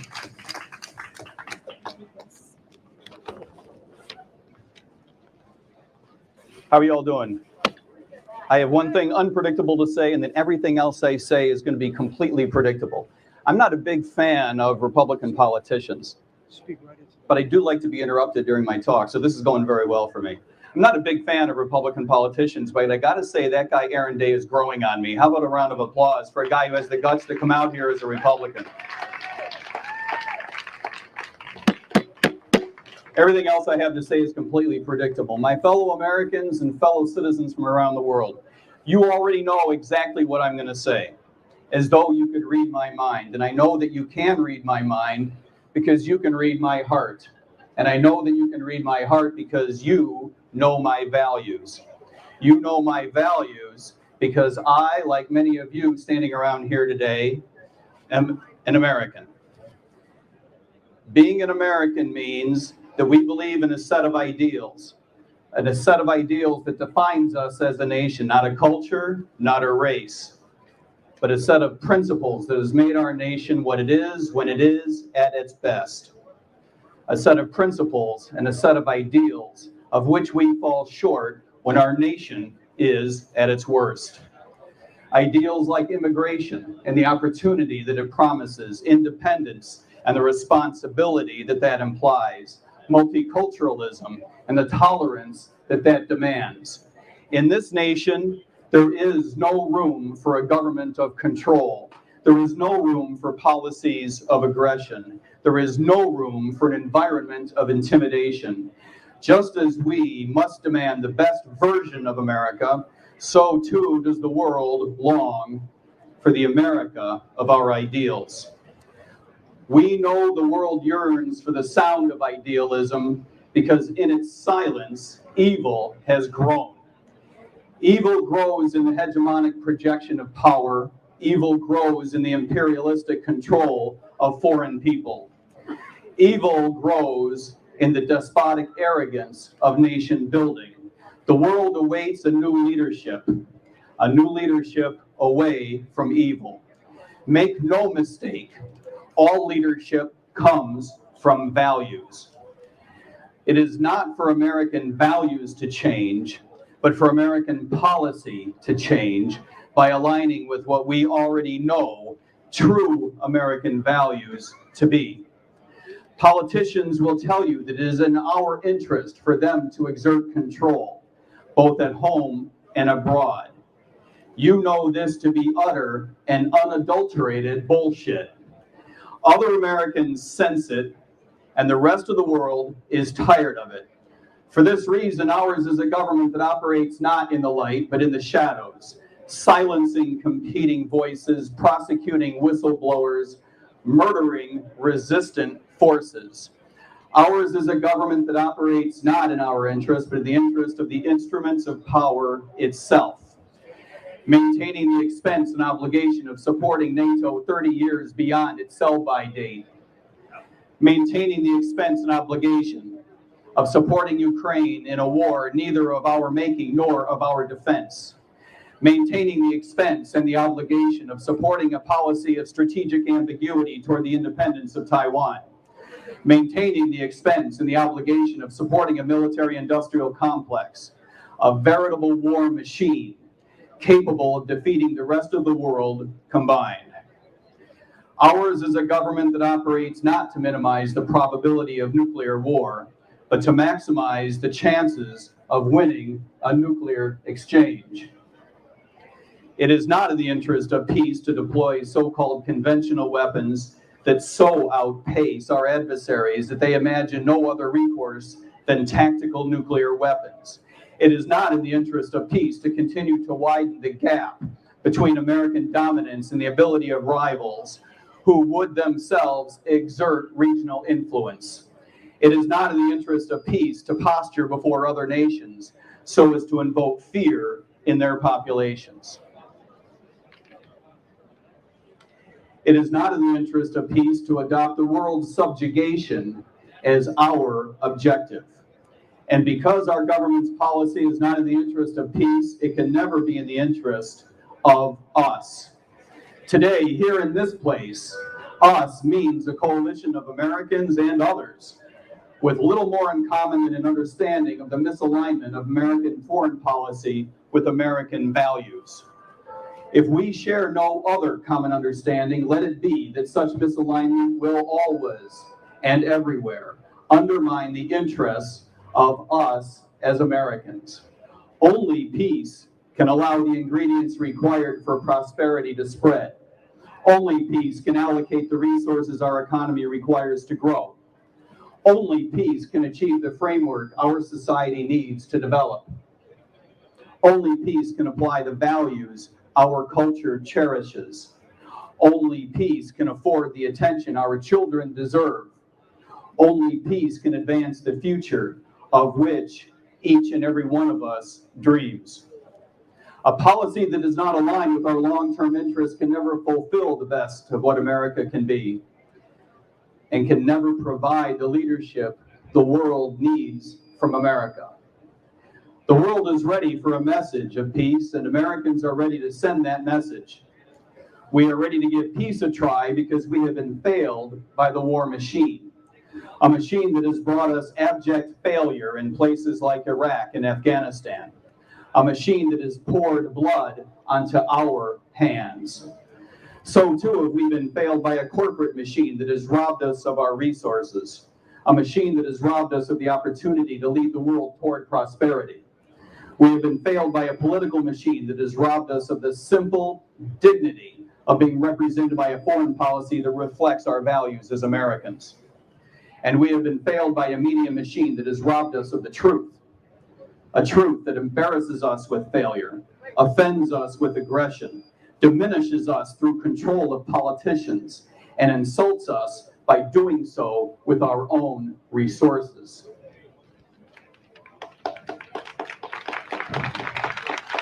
The time has come to put an end to the reign of the political class, the woke prosecutors, the political self-dealers, the war machine militarists, the crony capitalists, the administrative chieftains, and the money-printing royalty, the self-obsessed media snobs, and the self-appointed victim seers, the entitlement peddlers, and the snake oil pharmaceuticals.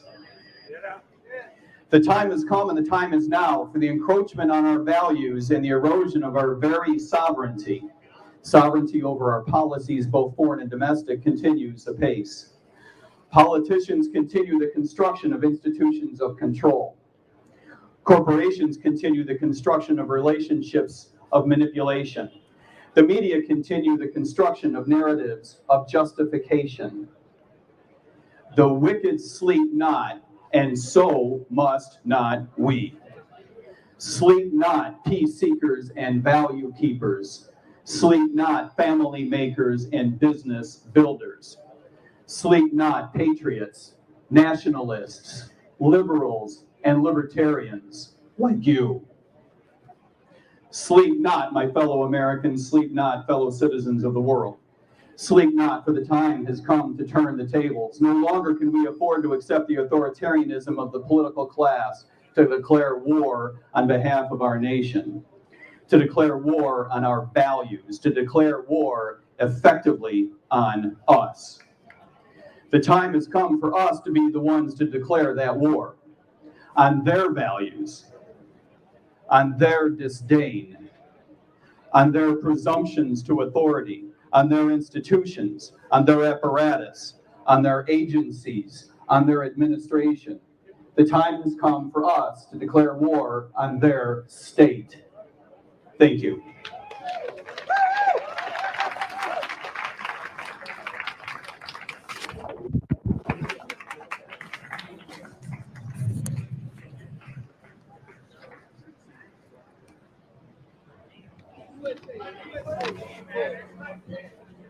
Thank you so much, presidential candidate Mike Termod.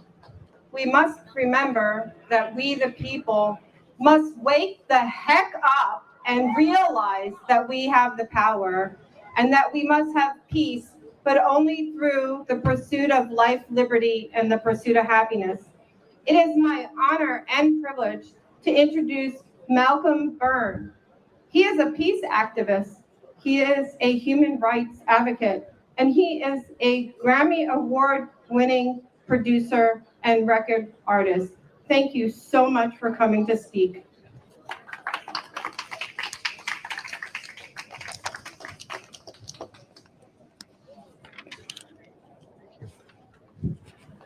Thank you for that lovely introduction. I'm going to start my timer so I don't go overboard here. As I was standing here listening to everybody, I was looking up at that tree right there, and I was thinking about a passage in the Bible where it says that God gave dominion over all life on earth to us human beings, and I was thinking of that little bird up in that tree and wondering what it would say if it knew what we were talking about here. Anyway, I want to dedicate this to Julian Assange, Stella Assange, and his family, by the way. For as long as Julian is in prison, we have not a leg to stand on as far as freedom goes in the rest of the world. The title of this is called "The Lunatics Have Taken Over the Asylum." It's a song by Terry Hall, Neville Staples, and Linville Golding, the 80s band Fun Boy 3. And the lyrics to the song go, "See a clinic full of cynics who want to twist the people's wrist. They're watching every move we make. We're all included on the list. The lunatics have taken over the asylum. No nuclear cowboy told us, and who am I to disagree? Because when the madman flips the switch, the nuclear will go for me. The lunatics have taken over the asylum. I've seen the faces of starvation, but I just cannot see the point. Because there's so much food here today that no one wants to take away. The lunatics have taken over the asylum." That song could very easily have been written just yesterday. And for me, the song perfectly encapsulates the complete madness that's overtaken almost all of our Western leaders, minds and souls, whose collective disconnect from reality, replaced by hubris and greed, seems to open up a Pandora's box of evils. A very early accounting in Homer's Iliad of the contents of Pandora's box reads as such, and I quote, "On the floor of Jove's palace there stand two urns, the one filled with evil gifts, and the other with good ones. He for whom Jove, the Lord of thunder, mixes the gifts he sends, will meet now with good and now with evil fortune. For he to whom Jove sends none but evil gifts will be pointed at by the finger of scorn. The hand of famine will pursue him to the ends of the world, and he will go up and down the face of the earth, respected neither by God nor by man." End of quote. It seems rather convincing to argue that the story of the Iliad may be instructional to us in this present moment as to the final outcome of the so-called special military operation in Ukraine, if one were simply to substitute NATO for the Greeks and the Russians for the Trojans. The Iliad's plot follows several weeks near the end of the Trojan War. Agamemnon insults Achilles, Achilles refuses to fight, and the Greeks begin to die quickly. Patroclus disguises himself as Achilles and leads the Greeks into battle, only to be killed by Hector. Achilles, enraged, kills Hector in revenge. The lunatics have taken over the battlefield. Of course, none of this can come close to describing the utter horror and destruction that Ukraine now endures, ostensibly, at least as far as the general public's mass consumption is concerned, to defend freedom and democracy from those who would do us harm. However, one need only do a perfunctory scanning of the daily videos uploaded to military channels on open spaces and platforms such as Telegram to find images of human beings literally being squashed like bugs, melted to the insides of armored personnel carriers and tanks, and to see desperate human, fragile, mortal frames being annihilated at an alarming rate by the overwhelming firepower of the Russian military, who are outgunning, outmanning, and methodically destroying what was, prior to February 2022, NATO's largest and best trained military force, second only to the United States of America. Arms, legs, and bodies are being randomly blown to bits by landmines, drones, rockets, as terrified civilians caught in this tragic whirlwind orgy of destruction, all in the name of corporate profits and delusional neocon ideology, which now even flirts with the bizarre notion of unlimited nuclear war, a war which has become something like a kind of belief-based religion to individuals such as President Biden, Secretary of State Anthony Blinken, Victoria Nuland, Bill Kristol, and the other usual suspects. You've just got to know something is wrong when Henry Kissinger ends up on your Christmas list. And to what aim exactly? To neutralize Russia, the largest and most mineral resource rich and heavily armed nuclear power on Earth, to then open up that country for business and endless corruption and money laundering, much like what Ukraine has now become. A fool's errand is a mild descriptor of this madness. And yes, the lunatics have indeed taken over the asylum. And how else can one rationalize the irrational? Sadly, the general public seems to have given up even trying to understand events. Not through any fault of their own, but I think rather from a mixture of endless propaganda, the likes of which even the great journalist John Pilger told me in a recent interview last year that he's never before seen in his long career as a journalist, having previously covered the wars in Vietnam, Afghanistan, and Iraq, to name but a few.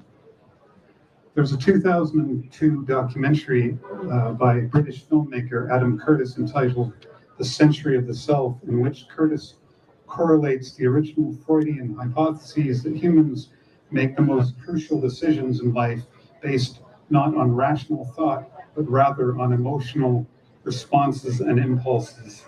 How else would one explain that buying the latest model Tesla will make one sexually attractive to the other sex? Edward Bernays, Sigmund Freud's American nephew, is heavily featured in the film, is known as the architect of public relations. One of Bernays' first major achievements was helping the Wilson administration sway the general public in supporting America's entry into World War I. Bernays was also highly successful in using PR to convince millions of young women to smoke, all based on the Freudian theory that the most critical decisions we make in life are based on the irrational sexual impulses that drive our innermost desires.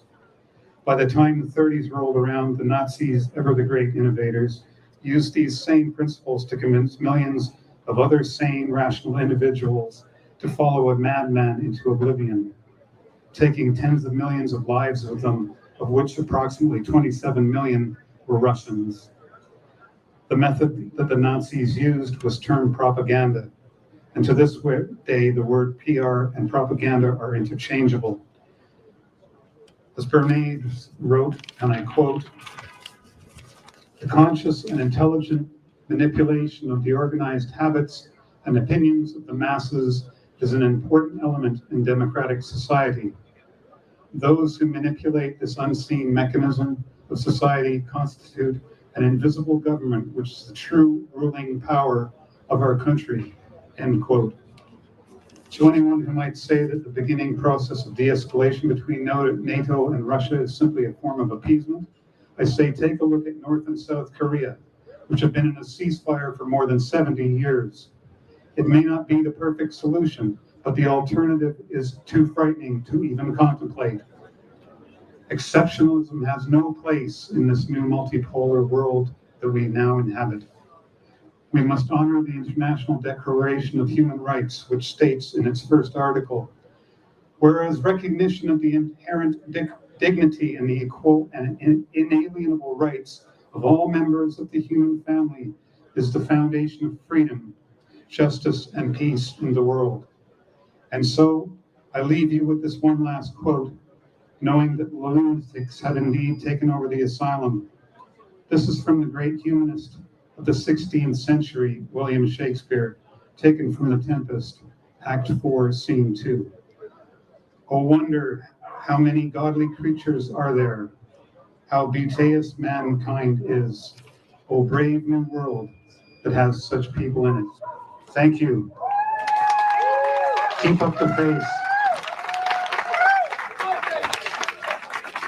Thank you.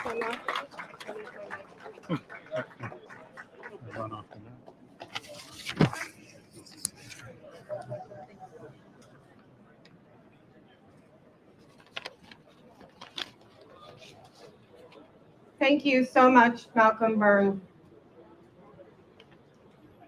It is inspiring to us to realize that we hold these truths to be self-evident, that all men are created equal.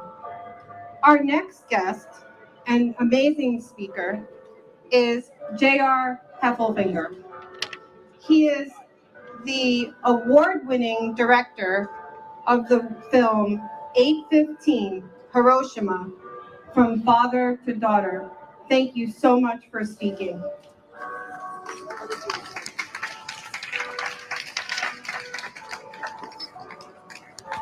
Okay, thank you so much. Maybe I should wait for that song to stop.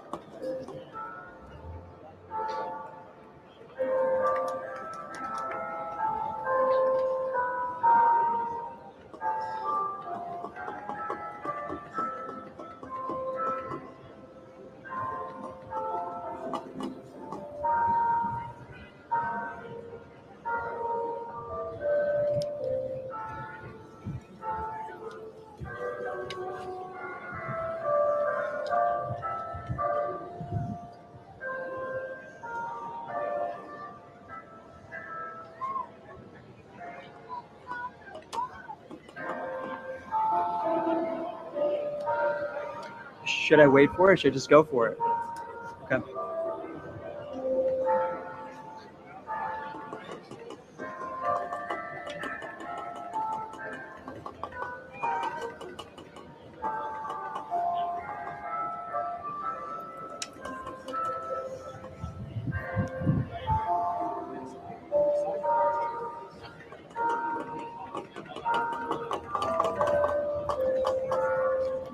This might be the last verse. It's okay. Yeah. It's my favorite song. Wait, explain to the live stream why we're waiting. Oh, we're waiting on the live stream just because there's a really long song coming from my church across the street.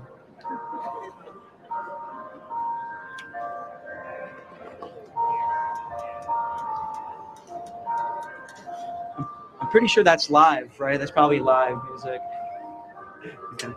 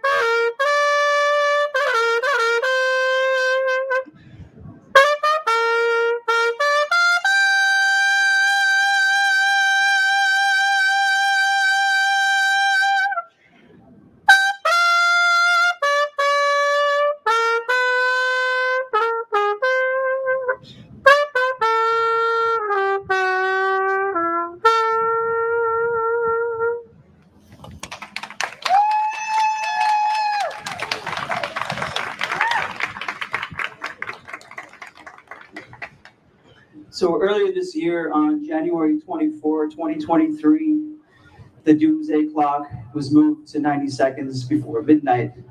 And that is the closest it has ever been since its inception in 1947. Today, as we gather to remember the tragic event that unfolded on this day 78 years ago, the bombing of Hiroshima and shortly thereafter Nagasaki, we are reminded of the power of memory, the significance of our shared humanity, and the resounding call for a lasting peace. John Hersey, American writer and journalist, said, "What has kept the world safe from the bomb since 1945 has not been deterrence in any sense of fear of specific weapons, so much as it's been memory, the memory of what happened at Hiroshima." So my name is J.R. Heffelfinger, and I am the director of a new film called 815 Hiroshima, From Father to Daughter, based on the book, thank you. There it goes. That was a poster. Based on the book by Dr. Akiko Mikamo. The film is a first-person account of the horrors of nuclear war and the resilience of the human spirit, told through the experiences of her father, Hibakusha Shinji Mikamo. 815 begins airing today on PBS stations across the United States. I urge you all to see it and hear Shinji's message, the power of love and forgiveness, and his wish for world peace. So to learn more about the film, please visit 815documentary.com. So I began my speech with the performance of Auld Lang Syne, a song often shared at the dawn of new beginnings. And as we reflect upon the anniversary of Hiroshima and Nagasaki, let us remember that our world stands on the precipice. Though the hands of time move closer to midnight, we are reminded that our shared destiny is in our hands. So there's a quote by Horace Mann that serves as my North Star, and I'd like to share it with you. He said, "Be ashamed to die until winning some victory for humanity." Now, I'm sure this concept has been said in different ways and with different words, but this concept has echoed through the corridors of time. These words urge us to carry the torch of progress, to strive for a better world, where the horrors of Hiroshima and Nagasaki are not repeated, where justice, compassion, and peace are cherished and celebrated and are real. So may the bravery we exhibit, the revolutionary acts of love and compassion we express and reflect in our lives, serve as our clarion call, urging all of us to awaken from the slumber of complacency and embrace the urgency of the moment and make our voices heard. So be ashamed to die until winning some victory for humanity. Thank you, and may peace be your guiding light. Thank you.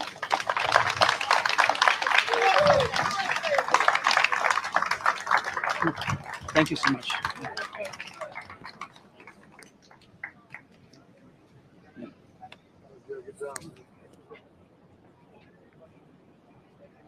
Thank you so much. We must watch the horrors of what humanity does to each other so that we can try and remember that there's no reason for us to destroy the lives of others here or abroad. It is my honor and pleasure to introduce our next speaker, Jose Vega.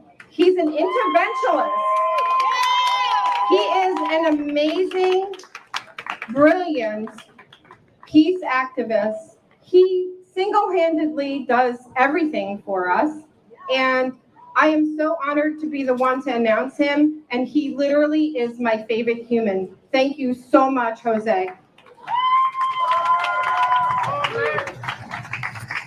Okay. Oh. Thank you. All right, Dave.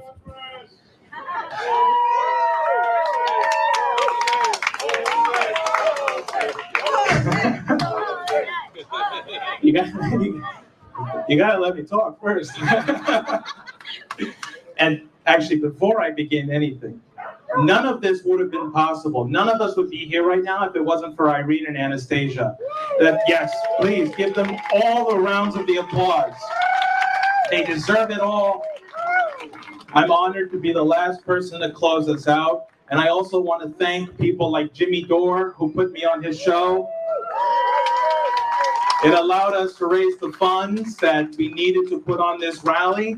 And if people can continue to support us and donate us for the next action that we put on, because this does not end here.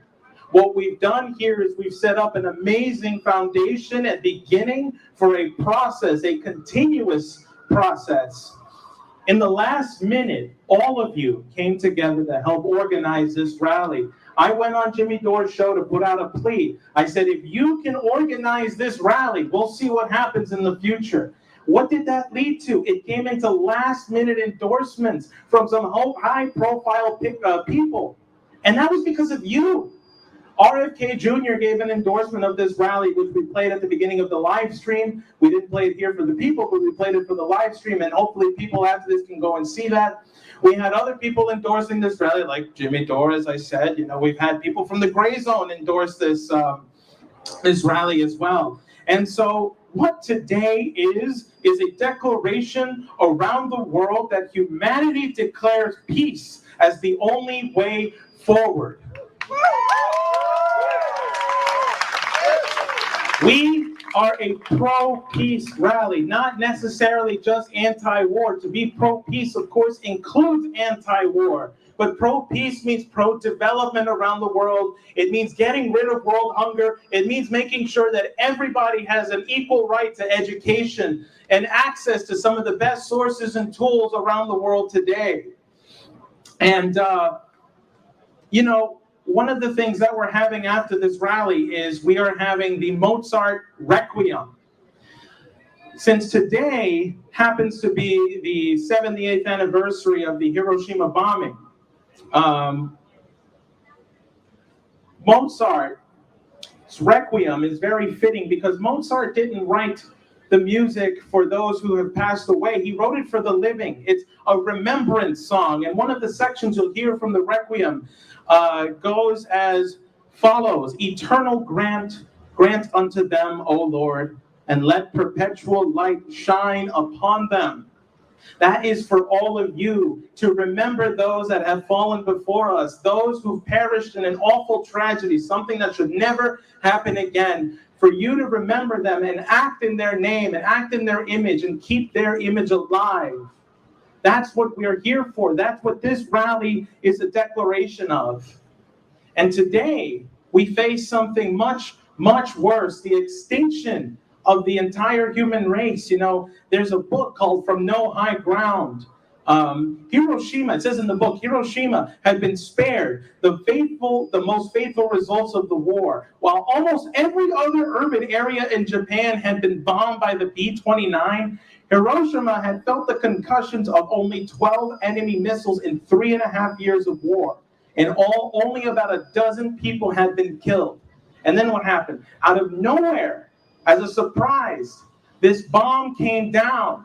And then 3 days later in Nagasaki, killing over 200,000 people. It came out of nowhere.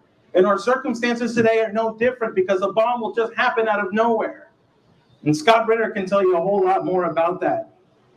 But what makes me optimistic about this world that we live in today is that not only here in New York City, but we've had dozens of sister rallies around the world gathering, all making the same formal declaration: no more bombs, no more war. Peace is our solution, and peace is the answer. And so we demand nothing less than peace. A lot has been said today, but I think the biggest expression, or the best expression that came out of today, was the expression of love from every single speaker that has been felt around the world. We meet here today in front of the United Nations to tell the world that this is an international process that started here today. And so I just want to end off by saying thank all of you, because this is a worldwide effort. It's not just centered here in New York City, not just centered around the people who are gathered around me right now. It is the entire world crying out that today we have focused our efforts into one guided laser to tell the world peace, not war, and not violence. So please join me today at 6 o'clock at All Souls Church for the Mozart Requiem. I will be singing in it. Other than that, please continue to spread the love and the momentum we've built here today. We carry it forward because this is the beginning of a process. It doesn't end here. It only starts here. And I'm so excited to see where we go after this. I'm so excited to see what all of you are going to do and organize in the name of peace and in the name of humanity. And so with that, folks, this has been Humanity for Peace.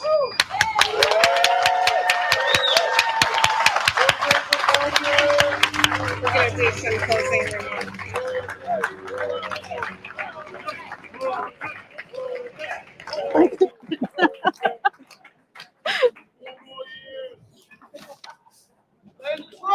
Humanity for Peace represents something new. It's a new movement. What everyone should realize here is that the coalition that forms the basis of Humanity for Peace consists of groups from across the political spectrum, from the left, the right, the middle, and the like. The rallies for Humanity for Peace are all across the world and this nation. And this rally represents the beginning of the movement, where we will take human action to collect ourselves into groups of people that will implement real change in our legislatures, our governments, state, local, and federal. Thank you so much for coming, Anastasia. Yes. Thank you, Irene Mavrakakis. I couldn't have done this without you. This has been an amazing event. I'm actually been trying the whole day not to cry, looking at everybody else in the audience and everybody coming here today. Bravo. Thank you. Thank you. Thank all of you for coming out today and refusing to give in to all of this nonsense. All of this nonsense has been shoved down our throats to prevent people from action. And so, like other speakers, I want to encourage, I too am an interventionist. I want to encourage others to join us in nonviolent direct action. This is a new movement for peace that has come about in the world. We must organize like crazy to stop nuclear war. And we're planning more events. Coming up September 1st, we'll be planning an event. Please keep your eyes and ears out. We will let you know. Make sure you sign up on the website. We will keep you involved, humanityforpeace.net, and we'll be planning more rallies and interventions around the world as well. Thank you. Join us at the church today at 6.